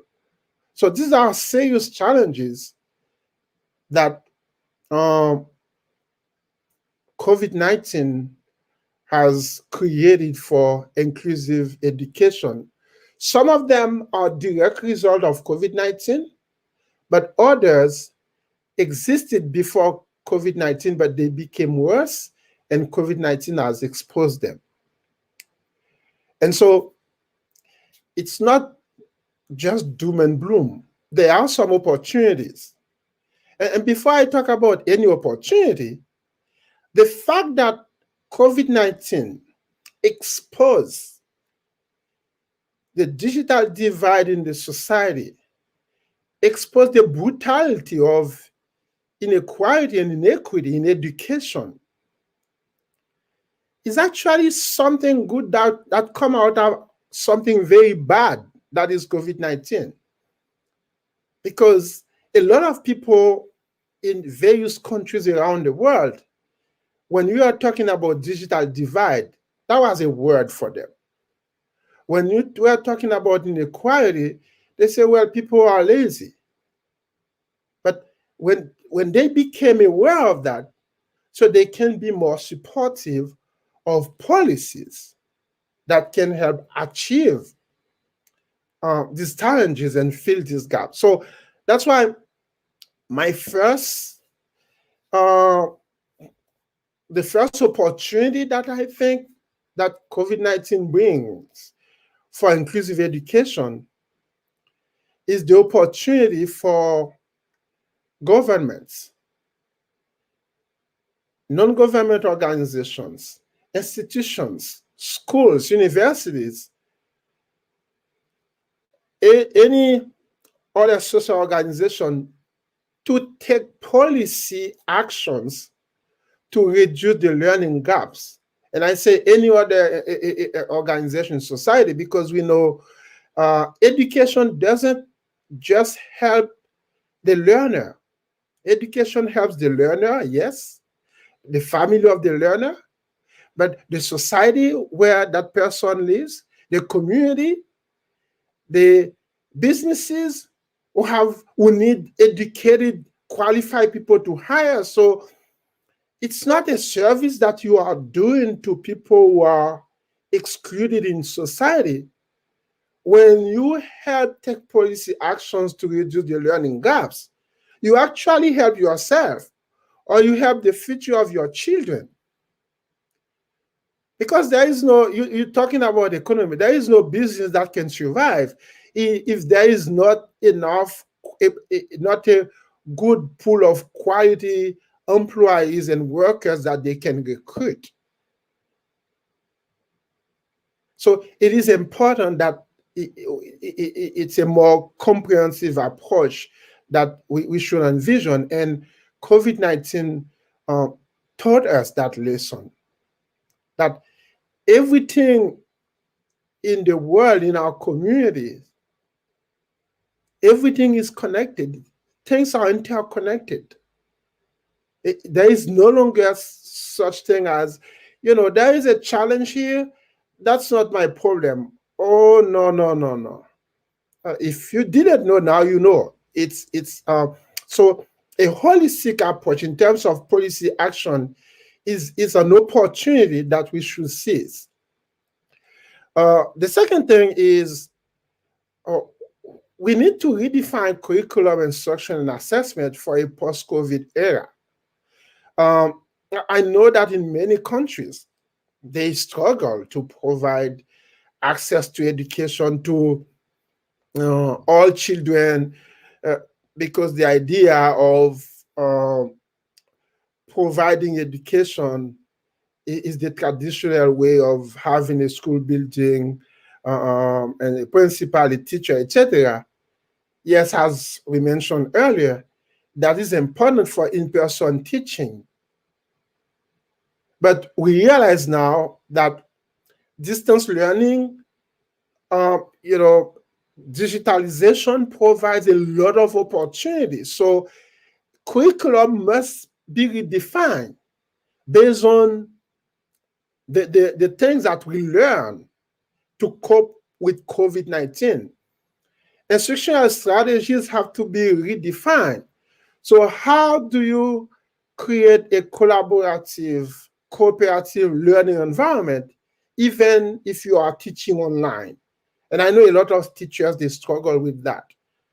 But there is a lot of resources and tools that people have been very creative and innovative. So how can we redefine scholarship of teaching and learning in a post-COVID era so that you have diverse opportunities? It doesn't mean that everybody is going to be go crazy for distance learning, digital education. Some people, they still need the traditional way of organizing school, etc. But other learners, that may be the best way for them to learn. So how do we create an environment where all these opportunities that exist, not on the margin, not because there was a crisis, but because we redefine, the way we design curriculum, the way we teach, and the way we assess learning outcomes. And the other thing is that I hear people talking a lot about online distance learning as a global solution. I think that if there is one thing that we learn from COVID-19, and that's an opportunity, is that global solutions tend not to be very effective. They have some effect, but they tend not to be effective. We need global solution, which means that we still need um, global collaboration, global cooperation, global partnership, but you need to adapt them to the local context so that it's more of a global solution. In other words, it's a global solution, but with local adaptation, as opposed to say, well, this is how they do it in America. We're gonna do it like that in Sri Lanka, or gonna do it like that in Ghana, and we're gonna try to replicate what they did. It never works that way. The framework that was successful in Africa, in Germany, or in India, or in Finland, how do we? It's important to look at them, and then put them side by side with the local context and local reality to say that will work here, but that one will not work here. And we're gonna use that alternative, etc. So that's the idea of the global. It's like you don't dismiss the global solution. You use the global solution, you adapt them locally so that the global solution doesn't look the same in every country, or even inside a country, it doesn't look the same everywhere in that country. And for me, that's how we need to reshape online and distance learning. You cannot have learning management system that people, some people have device that they can use it, and some people they will never have access to a device that is effective enough for them to fully enjoy this learning management system. And the other thing I would say is that we need to find a way to enable access to digital technologies and materials to all learners. I don't say just put it out there. It means that it has to be available, but uh, people have to be uh, uh, targeted to be directed to where these materials are available, how to have access to them, and how to make the best out of these materials. So this is that's very important. And also one thing also that we learn, you can it's important to use inclusive and diverse digital practices and technology to avoid monopoly. Because yes, if you are using Zoom to have a one-on-one meeting, it's free. But now, if you want to use it to teach a class for an entire semester, it's no longer free to a certain extent. Or at least there are some features that you can use, other features that you cannot use.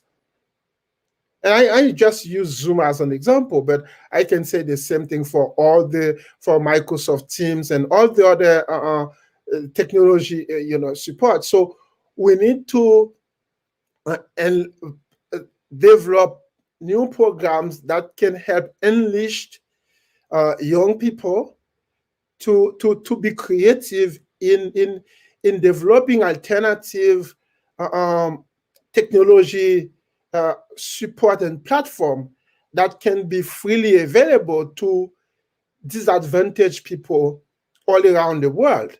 That's a way to use to close the digital divide, but also to avoid monopoly, because we know once there is the monopoly, uh, only people who can afford something will have access to it. And so that's why I'm saying we should invest in resources, human resources, but also material resources to uh, not only for the technology device, but also to address the well-being, emotional and mental health of learners, to adapt curriculum content into TV, radio broadcasts, vlogs, and allow access for all learners. And also, even if we do all that, if we don't have devices that provide alternative powered device that enable, families who are vulnerable to access digital contents and materials. Uh, if you can provide digitals in if an area where they have the sun as a big asset, if you can provide them, if you can develop alternative power device that can help them in that regard to have access to digital materials, well, it's good because there are remote areas where people still do not have access to electricity 24 hours. And so if this is something that requires those type of infrastructure, until these infrastructures are built, these materials, these resources, these contents material will be available, but only for some. And obviously, it's not just going to digital. There are still a group of learners, because of all the challenges of infrastructure that I'm talking about, you still need to develop new hard copy of material that is more engaging to distribute to marginalized families. There are cases where that's the solution because of where these people are. Until you move them from that socio economic situation A to another socioeconomic situation B, uh, at least to include them in the education enterprise. They need to have their hard copy. Otherwise, whatever you give them, even if they have a fund, there is no signal there. So what do you do? And also, even if you have all of that,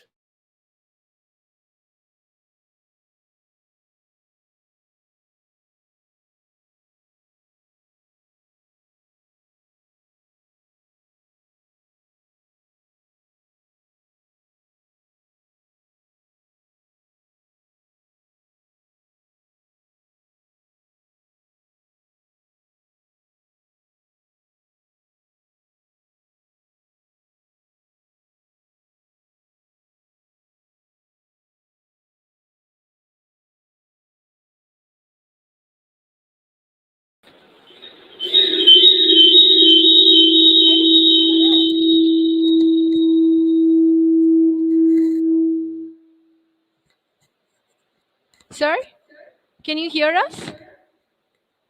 I think due to some technical glitches, we have lost Emmanuel, sir. Thank you, sir. I'd like you to please be with us. Thank you for your brilliant presentation. Indeed, it is the need of the hour. It is important to keep in mind that every learner is important.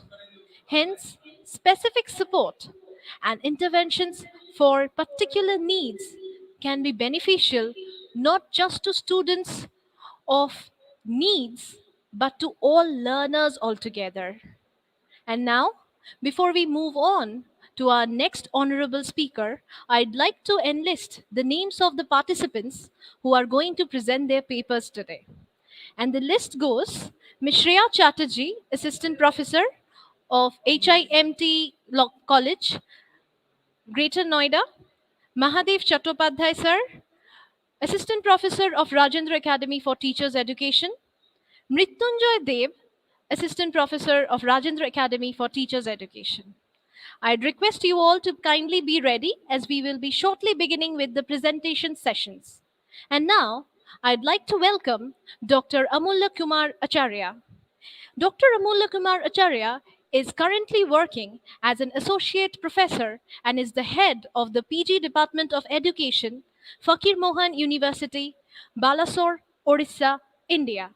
He has a glorious teaching experience of more than 18 years of age.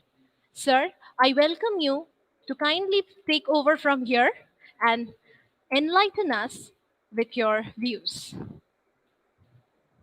Um, Sir, Very are good you here? evening, madam. Very Yes, good madam. evening, sir. Am I audible? Sir, you're audible. Kindly take Okay, over, thank sir. you. Sure. Very good evening to all of you. Today is a very we just had a very nice lecture of Professor Ohio University, and this is a two-day international conference, Perspective of Inclusive Education, Practices, Issues and Challenges in the context of COVID-19 pandemic, organized by Rajendra Academy for Teacher Education. So at first, my gratitude and honor to the Chief Patron and Chairman, Rajendra Academy of Teacher Education, Mr. Jayanta Kumar Chakraborty sir, and my heartfelt gratitude to the conveners, Honorable Professor B.C. Swai sir, Principal, Rajendra Academy of Teacher Education, and the panelists, Professor R.K. Mahalik, Professor Janet Lord, Dr. Mamtaz Begum, and Dr. Emmanuel Francis. So, Madam, can you share my slide? I won't take much time because the previous speaker, they spoke almost all the aspects, and it's already going on 154 minutes. So if you share the slides, I would not take much time, and I will finish within half an hour, as Professor Swai said, because we should give much time to the international speaker. Anyway, So I also thankful to the organizing committee and all the faculty members of Rajendra Academy of Teacher Education.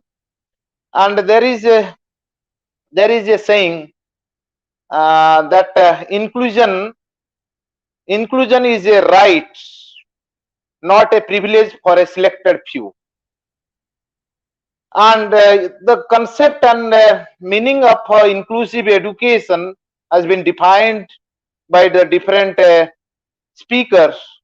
So far as inclusion is concerned, you know that it promotes full personal, academic and professional development of all learners, irrespective of race, class, color, gender, disability, sexual preferences, learning style and language.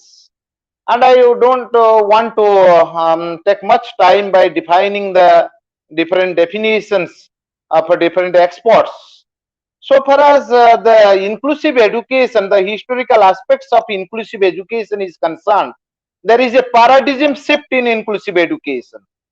And in the beginning, it was an era of isolation and exclusion, then era of access and inclusion, era of empowerment, era of prohibition, and era of sympathy, and era of isolated settings, now era of inclusive education setting. So, you know that no two individuals are alike, and every individual they need special treatment and special they have a special needs, they have a special they have their own problems. So before going to discuss about the inclusive education, who comes under inclusiveness, let us discuss. Working children, children with disabilities, girls living in difficulty areas and rural areas, HIV and AIDS children, children of migrant laborers, street children, and you know that children living in rural and remote areas, and overall the latest concept that all other children who are unable to get the real right education or to the mainstream, we have to bring them to the mainstream, they comes under the inclusive education. Next,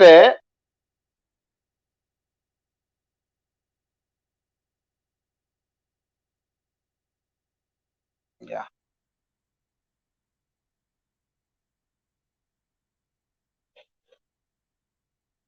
So there are certain principles of inclusive education before going to discuss the inclusive education, that we should not discriminate with children. That in a present day society there is a discrimination, and we should not discriminate, and educational opportunity to all children, and school adapt to the need of student, not the school, not that you know that there was a concept earlier, our education system was teacher centered, but that we should, the children, we should set up our education system according to the children, not the children should be cope with the school. And equal educational benefits to all the children, the students views are listened and taken seriously, that must be taken into consideration. And individual difference between the students are a source of richness and diversity, and not a problem. So every, as I told you, that every individual they have their own problem, so we should not discriminate the children irrespective of their crisis and irrespective of their problems.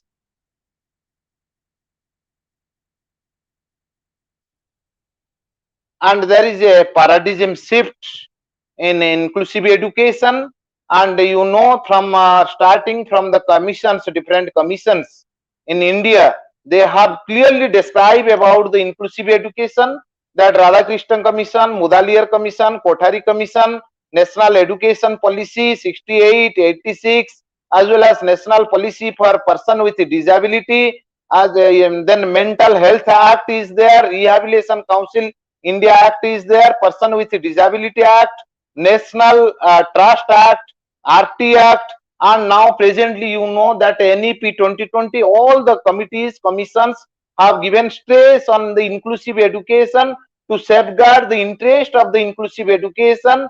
And apart from the various commissions reports and committees report, that you know that integrated education for disabled children in 1974 there was an act, Project Integrated Education for Disabled 1987, District Primary Education Program 1994, Sarva Shiksha Abhijan also, they have identified the individual different children and also inclusive children, they have given due importance. In Samagra Shiksha Abhijan, you know that they say NDA government is giving and trying their level best for equitable education and for all inclusive education, and that is why this inclusive education has given due importance in this. Also the sign language and other language is also given stress in this NDA period. And you know that there are various issues and challenges in inclusive education, as uh, Professor Emmanuel discuss, and there are various problems that we are lacking the lack of knowledge about the inclusive education.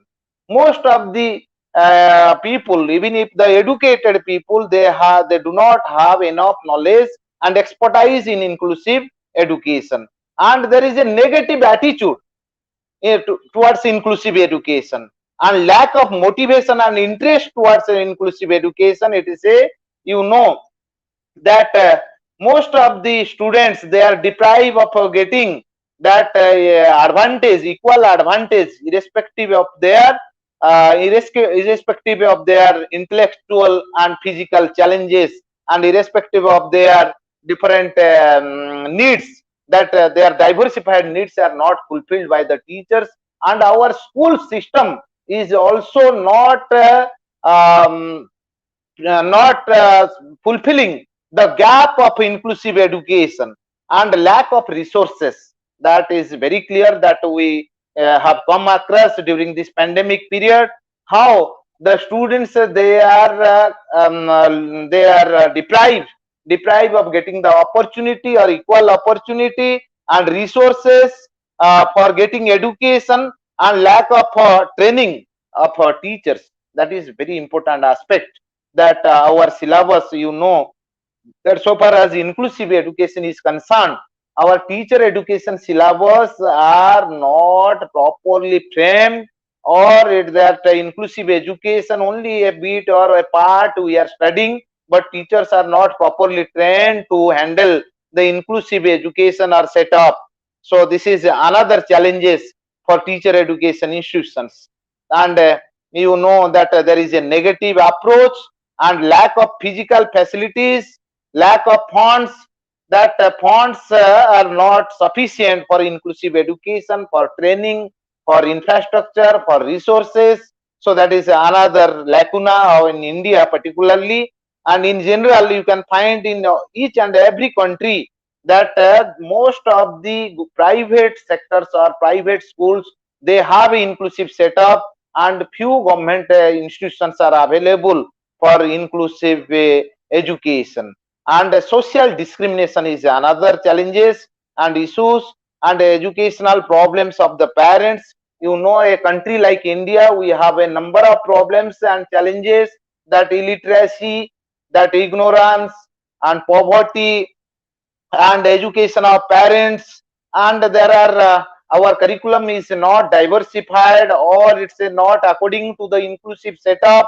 So there are different problems we are facing, and we have issues and challenges in 21st century. And you know this during this pandemic, and that most vulnerable are the students, those who are residing in rural areas, and scheduled castes, scheduled tribes, as well as rural population, inaccessible, those who are residing in inaccessible areas.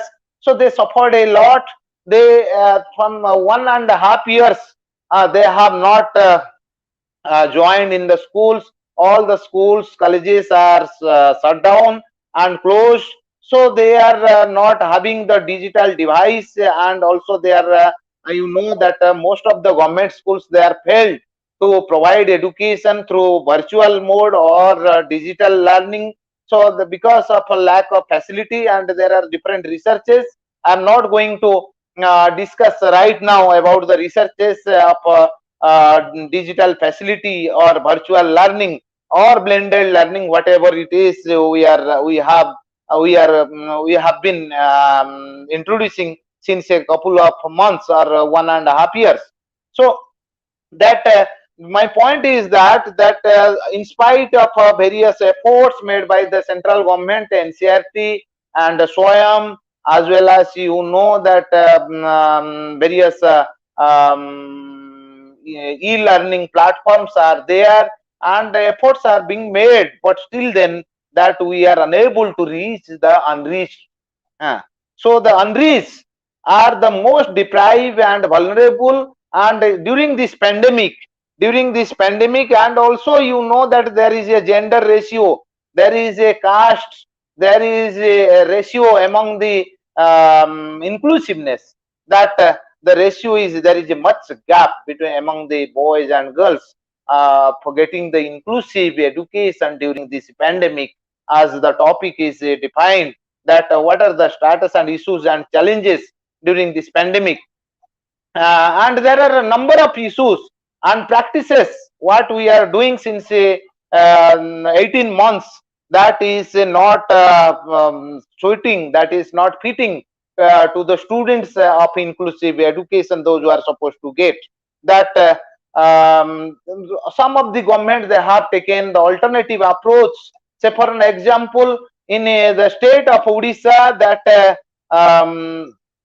all the DLED trainees, they are assigned to adopt villages and to teach the students, those who are deprived, to get online education. And also the government of Odisha, that school and mass education department, they have started the online education by preparing videos and sending to the through YouTube's, and the teachers they are forwarding and sharing in the groups. But it has been observed only 30 to 40% students, they are accessible to the internet facilities, and rest of the students, they are not getting the opportunity of the online education during this pandemic. And that another thing that we come across, that many of the parents, they have a single device. That is the problem during pandemic, that they have a single mobile phone, and when they are going to the workplace, or they are busy in their own business, so they are not leaving the mobiles with the children, and they are taking it. As a result of, and there are various data and researches conducted, that because of this, as 2 and 3 children are there, so that is why they are not getting the opportunity of online education during the pandemic. So there is we are unable to include almost all the students. And one more thing, that there is a restriction of time, as we are the online education is going on in most of the areas. There is a scheduled time, and due to the network facilities, due to the network issues, and due to the digital crisis and defects, there are many students, they are not getting the opportunity of online education. So that is there is a mismatch, there is a gap between the learning of the students, those who are residing in rural areas, and also belonging to the poor family conditions. And that we need to improve our we need to reform, redesign, and reconstruct our curriculum, as well as methods of teaching, and improve the methods of teaching uh, uh, to help the students for to use different teaching aids. And that we have to restructure the curriculum, as well as different approaches, cooperative learning, that we have to provide different reading materials for the students, and we have to go beyond the classroom. As the pandemic,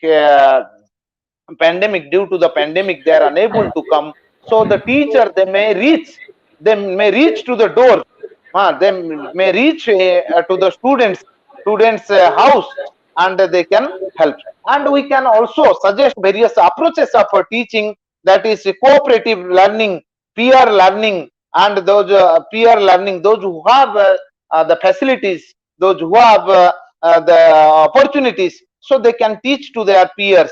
And that is another advantage where we can reach the boundaries, because you know that learning knows no bounds, and we have to include all the students irrespective of their crisis, irrespective of their problems, and we have to improve and redesign our methodology. We have to improve and redesign our technology and approaches. And as you know that researches are being conducted for including all the children. No one should be excluded, and we have to make a equitable society, and that equitable and inclusive education society, and everyone must get education. No one should be deprived, and no one should be excluded in the education, because education is the right of the children, and they should not be deprived of education.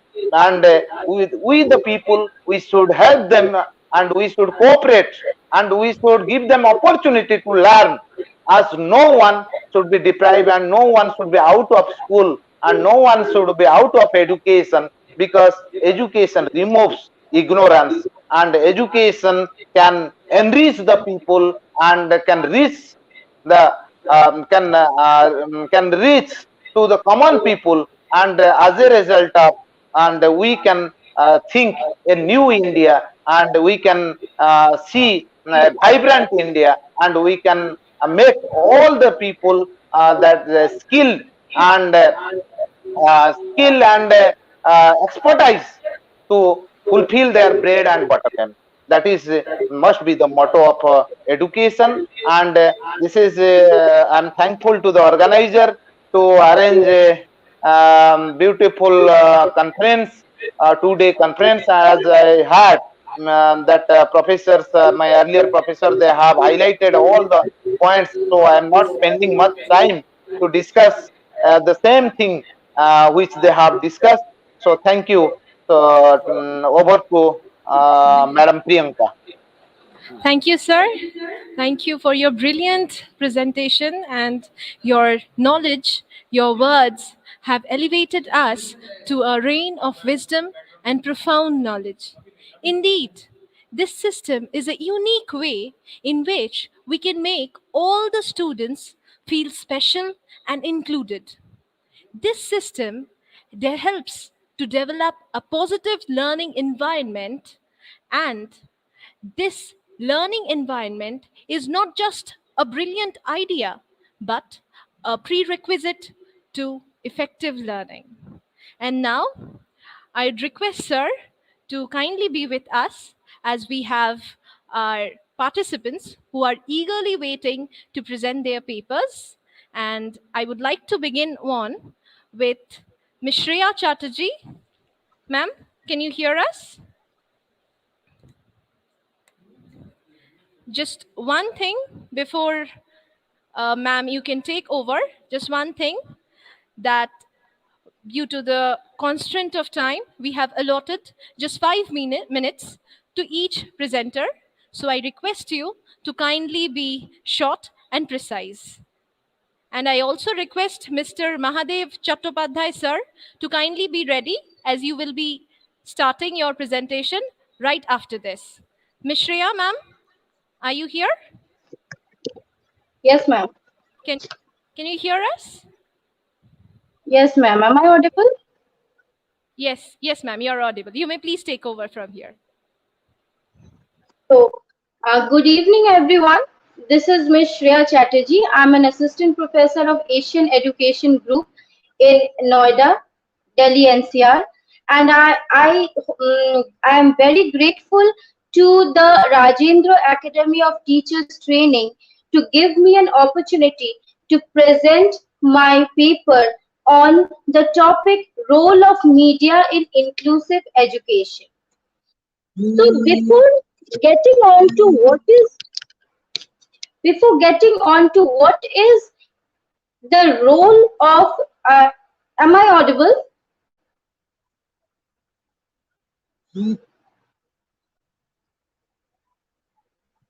Before getting on to the role of media in inclusive education, I would like to give a short brief about what is media. Media denotes all sorts of tools used to store and deliver information for data from one computer to another. And if we talk about usage of media in contemporary society, it would not be wrong if I say that youths are more fanatic towards the use of media. So, to me, I think that in contemporary times, the youth generation, the today's generation, is using media at a high extent. Even in churches where we want to worship, where we go to worship, there they are using media. Even in during the classrooms, they are using during the class hours, they are using the media. So it would not be wrong if I say that youths are more fanatic towards the usage of media. Usage of media after the pandemic has become more popular among the youths. Not only the youths, we can say even we as a faculty members are taking online classes. We are rechecking the papers, reviewing the papers. We are attending webinars, seminars and everything. So media usage have become a is growing rapidly day by day after this post-corona pandemic situation. So now we move on to the role of media in inclusive education. We now use media to teach and learn. Not only that, we use media to conduct our research, to conduct our several sites where we go and search materials for our research, like social sites where we sociologists or the students who are researching in sociology subjects, they go to such sites to find data to write their thesis. So media is being used at a rapid pace. Writing, reading, and everything. There are platforms like Google Meet, Zoom application, etc., which helps us to involve in intellectual debates and conferences as well. Print media. Print medias like the newspaper, the TV, the cinema, uh, all these play a dominant role in the process of teaching and learning. It makes learning more interesting. How? Because when we use media, we get accessible to graphical demonstrations as well.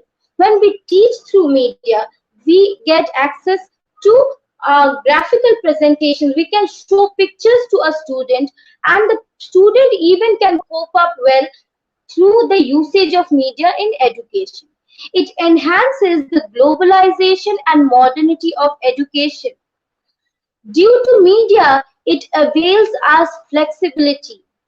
It is not only limited to the hours of schools and colleges. After the post-pandemic situation, we can the colleges we don't go to the college, but we can even lie down in our bed and use the media to attend classes. We are traveling in some places. We can sit inside a car and use the media in teaching and learning process. So it has created a lot of flexibility in our lives. So usage of media in inclusive education is to a great extent being very helpful after the post-pandemic situation. But you see, there are always two sides of a coin. So Even the usage of media can be harmful, which we are rapidly adopting after the post-pandemic situation. I'll tell you how it is harmful. Media usage is dangerous for health. It affects visualization, power of eyesight. If there is long hours of learning and teaching process going on, the visual power, the visualizing power of any student may get hampered, because the rays which come out from the media affects our health, not only the eyesight but our internal health as well. But we have no choice right now after the post pandemic situation. We are bound to take online classes, we are bound to learn through online classes, we are bound to involve in debates like this or conferences like the Rajendra Academy has organized. We are bound to not go to that institute to give speeches or present our papers. We are bound to the use of media. Media sources constitutes of many adult contents even, or we can say many useless entertainments. There are many sites which uh, through the usage of media, as we are using the media to a rapid extent, and the youth especially are fanatic towards the use of media. They are having open accessibility to several useless sites or entertainments which gives adult contents. So children are always having the tendency to imitate. They, as a teenager or as a children, they always have the habit to imitate, and we tend to not imitate the good things, and we tend to imitate the evil things mostly. That's human nature. So this is one another point where usage of media is affecting to a large extent.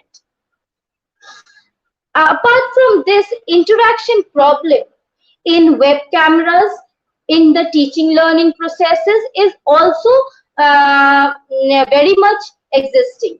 I'll tell you how. Because when we take classes online as a faculty member, we can get a clear eyesight about which students are paying attention and which students are listening, and which students are, through their expression we can make up that which students are really willing to get high score in exams, which students are really following the lectures, or am I able to deliver the lecture well so that the students can catch up to our ideas, so the students can take up the knowledge that we are sharing. We have a clear eyesight when we are taking offline classes, when we are taking classes face to face.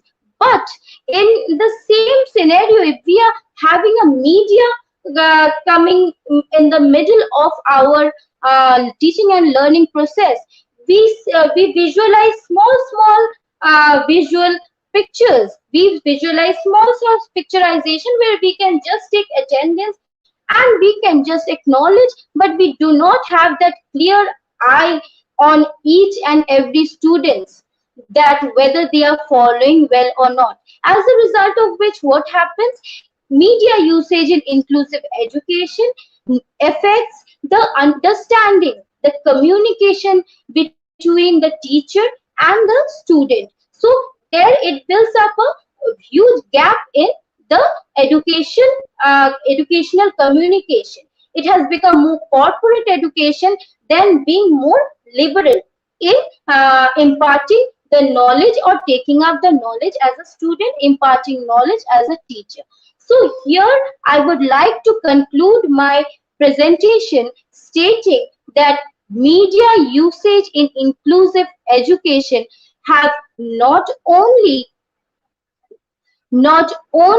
have contributed to different aspects of our life, had made our life easy, and have made us accessible to flexible resources, but it has also hampered and caused negative effects to our life as well. It has also, to a certain extent, led to a communication gap between in the educational world, among the educational fraternity.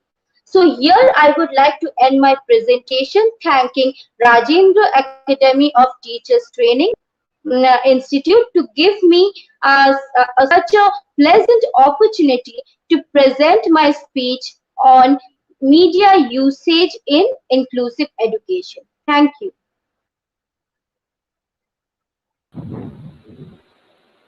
Thank you, ma'am. It was brilliant hearing your presentation. I'd now request Professor Mahadev Bhattacharya, Assistant Professor of Rajendra Academy for Teachers Education, to please come up with his presentation and share his views. I would also request Mr. Mrityunjoy Dev, Assistant Professor of Rajendra Academy for Teachers Education, to kindly be ready as you will be called shortly after. Mahadev, sir, you may please take over.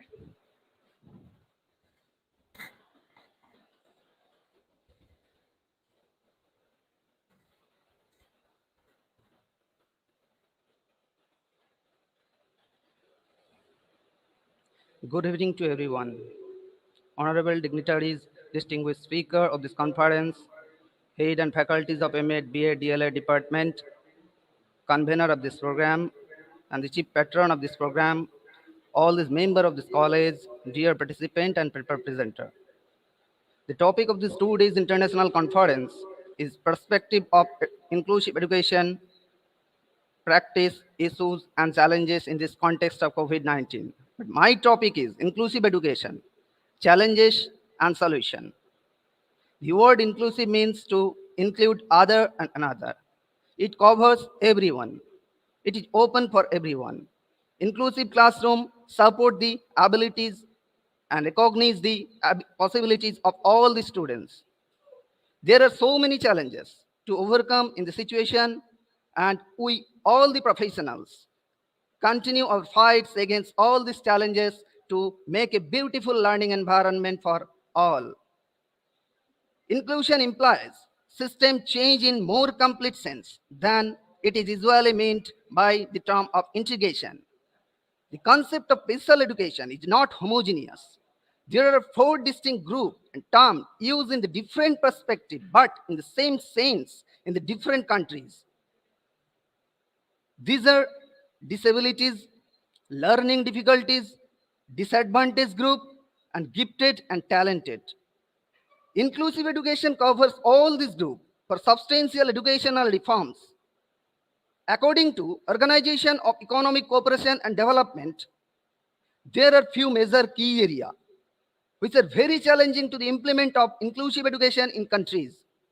System of republic and public accountability of school, public assessment pattern, curriculum structure and development, teacher-students ratio, use of technology, training of teachers, availability of assistive device, community involvement, and supportive service. We face so many challenges that we have must to focus on these three layers. These three layers are very important to implement the inclusive education in the global perspective. Teachers level, school level, and outside the school level. Teacher level, expectation of the people, identifying the problem learner and their problem, confidence to work with students, knowledge of pedagogy, preparedness to work with other professionals, that is team teaching, attitude towards inclusive education, use of innovative technology, and in the school level, proper assessment procedure, budget for assistive device and supportive system, school approach, leadership style, school climate and atmosphere, and outside the school level, parental support, community support, coordination with the local, national, and international bodies, and coordination with the regional center and rehabilitation council of India. One major challenge in the inclusive education is the funding. Funding agencies for inclusive education only is financed by the Ministry of Education in the different countries. And European Commission is one of such organizations supported it by lifelong program. Ultimate aim of different agencies is that to improve the education policy and practices for learners with special needs. In the international policy context, we already know about that Salmanecker Statement and Framework is for the Special Needs and Education 1994. Another major problem is that the behavior, social, and emotional problems of the children, which is the most challenging in the recent prospective scenario. So, what we have to do for the effective practices? These are cooperative teaching, teacher needs support for colleagues, student gets their support in the classroom and teachers learn from other teachers and feedback, and cooperative problem solving strategy. There are two questions. One is that what should be needed to overcome these challenges and what we have with us to overcome it. First question is that what should be needed to overcome these challenges? Point one, standard practical and pedagogy in the curriculum of inclusive education in the field of teacher education. Second, a universally accepted model to smoothly promote inclusive education. And third is that, very important, well-structured educational policy for inclusive education for all these countries. And this is the answer of the second question. What we have with us, we have a well-structured National Policy of Education 2020 report. National Policy of Education 2020 envisages inclusive and equitable quality education for all rural India. New education policy look at the student not as a citizen for tomorrow, but as citizen of today, who are equal stakeholder in the policies related to the development of the country. The matter also envisaged in the National Policy of Education 2020 is that special education zone and aspirational districts.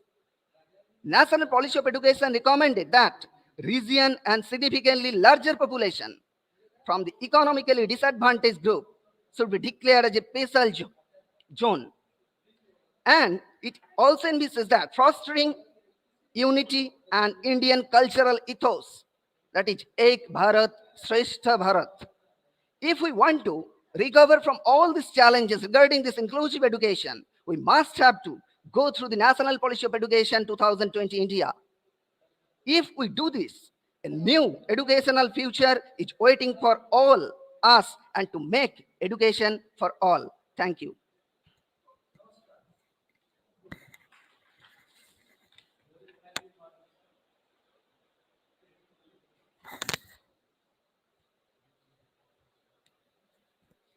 Thank you, Mahadev Chattopadhyay, sir. It was brilliant sharing your views. I would now request Mr. Mrityunjoy Dev, Assistant Professor of Rajendra Academy for Teachers Education, to kindly come up and share your views with your presentation. Sir, please.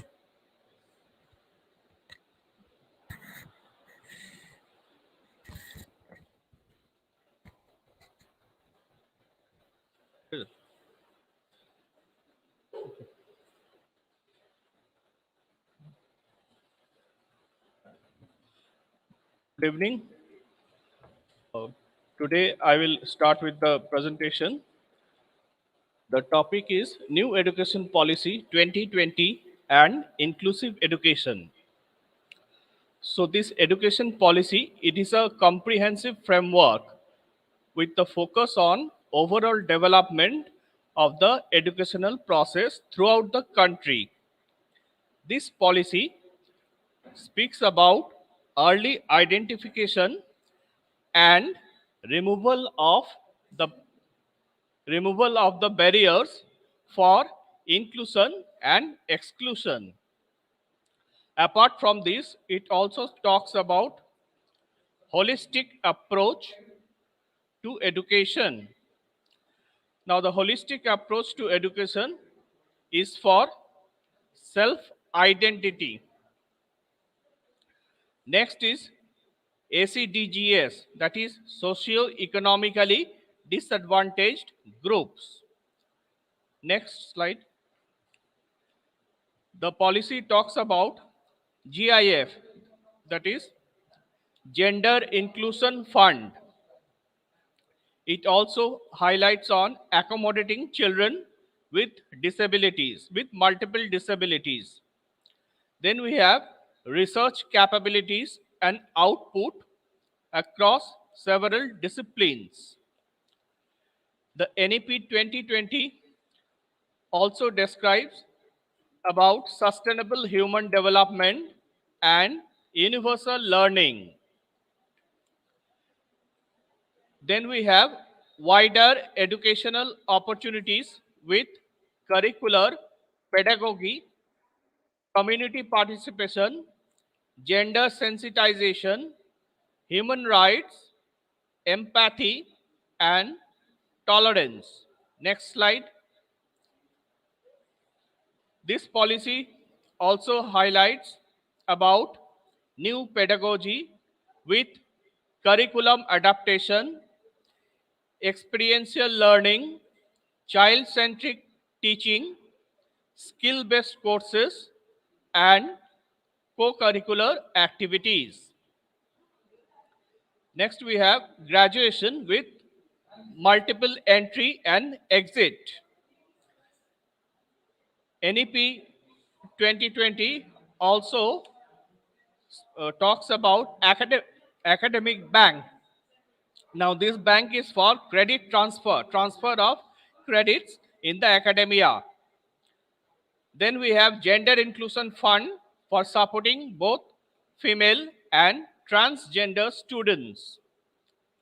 Next, we have SEZs, that is special education zones, and Kasturba Gandhi Balika Vidyalayas across major districts throughout the country. Next slide. The policy speaks about developing technology for participative learning. Then we have bridge courses for students coming from disadvantaged backgrounds. The policy also specifies socio-emotional, academic support, and mentoring facilities. Then we have enforcing the non-discrimination and anti-harassment rules. And last but not the least, the NEP 2020 focuses on institutional specific plans for inclusion. So that's all for today. Now I conclude my presentation. Okay, thank you.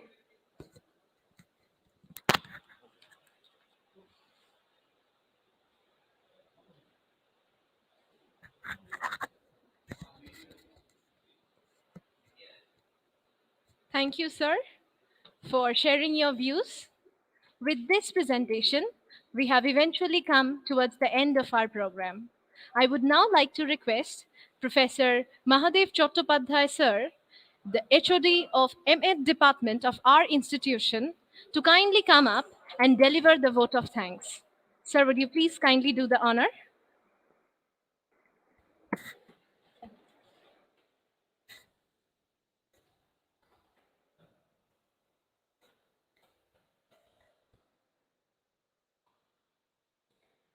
No duty is more urgent than that of returning thanks.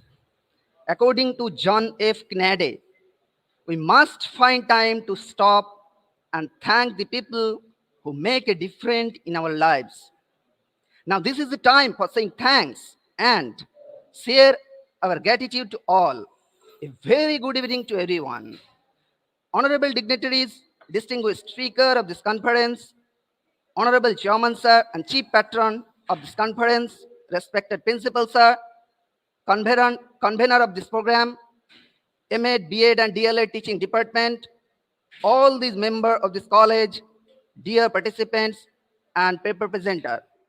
On behalf of Rajendra Academy for Teacher Education and its entire fraternity and the organizing committee, I feel immense pleasure to take this opportunity, and it is my proud privilege to propose a vote of thanks to our eminent speaker in the bright academic sphere. He is Professor Ramakant Mahalik, Professor of Regional Institute of Education, NCART, Bhubaneswar.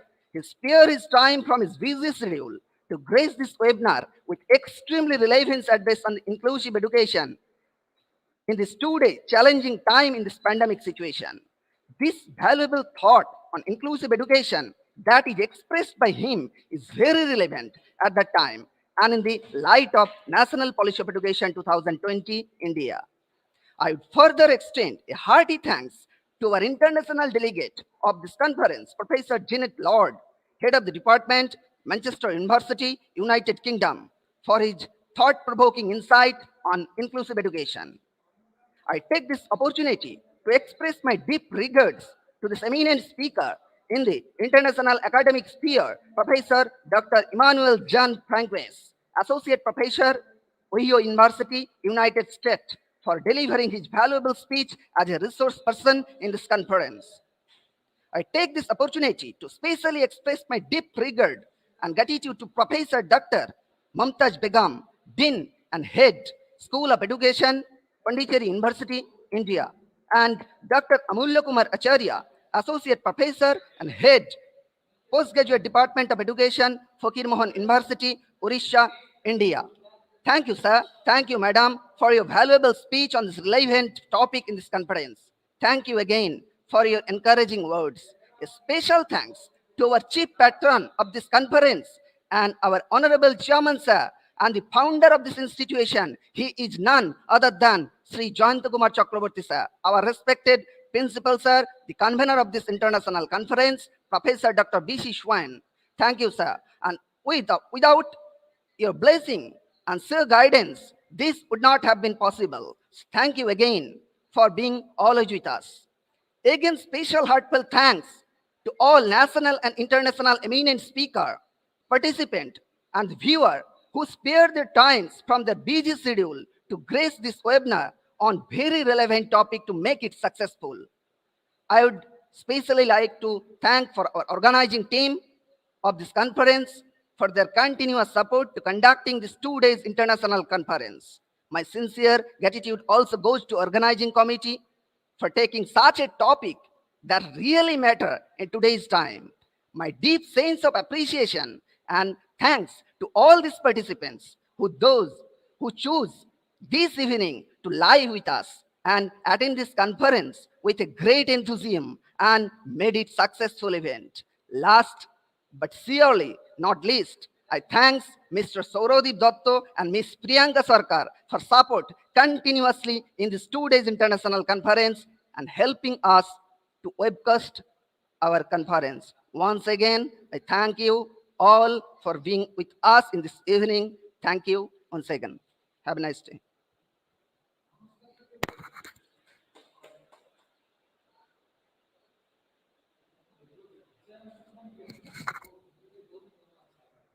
Thank you, sir. I'm really elated for this Thanksgiving. With this, we come to the conclusion of this conference. I'm sure we are all benefited with the profound knowledge that has been shared for the past 2 days in this online platform and shall try to apply and implement this in our own ways.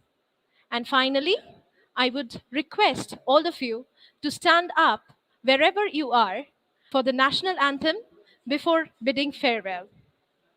Namaskar.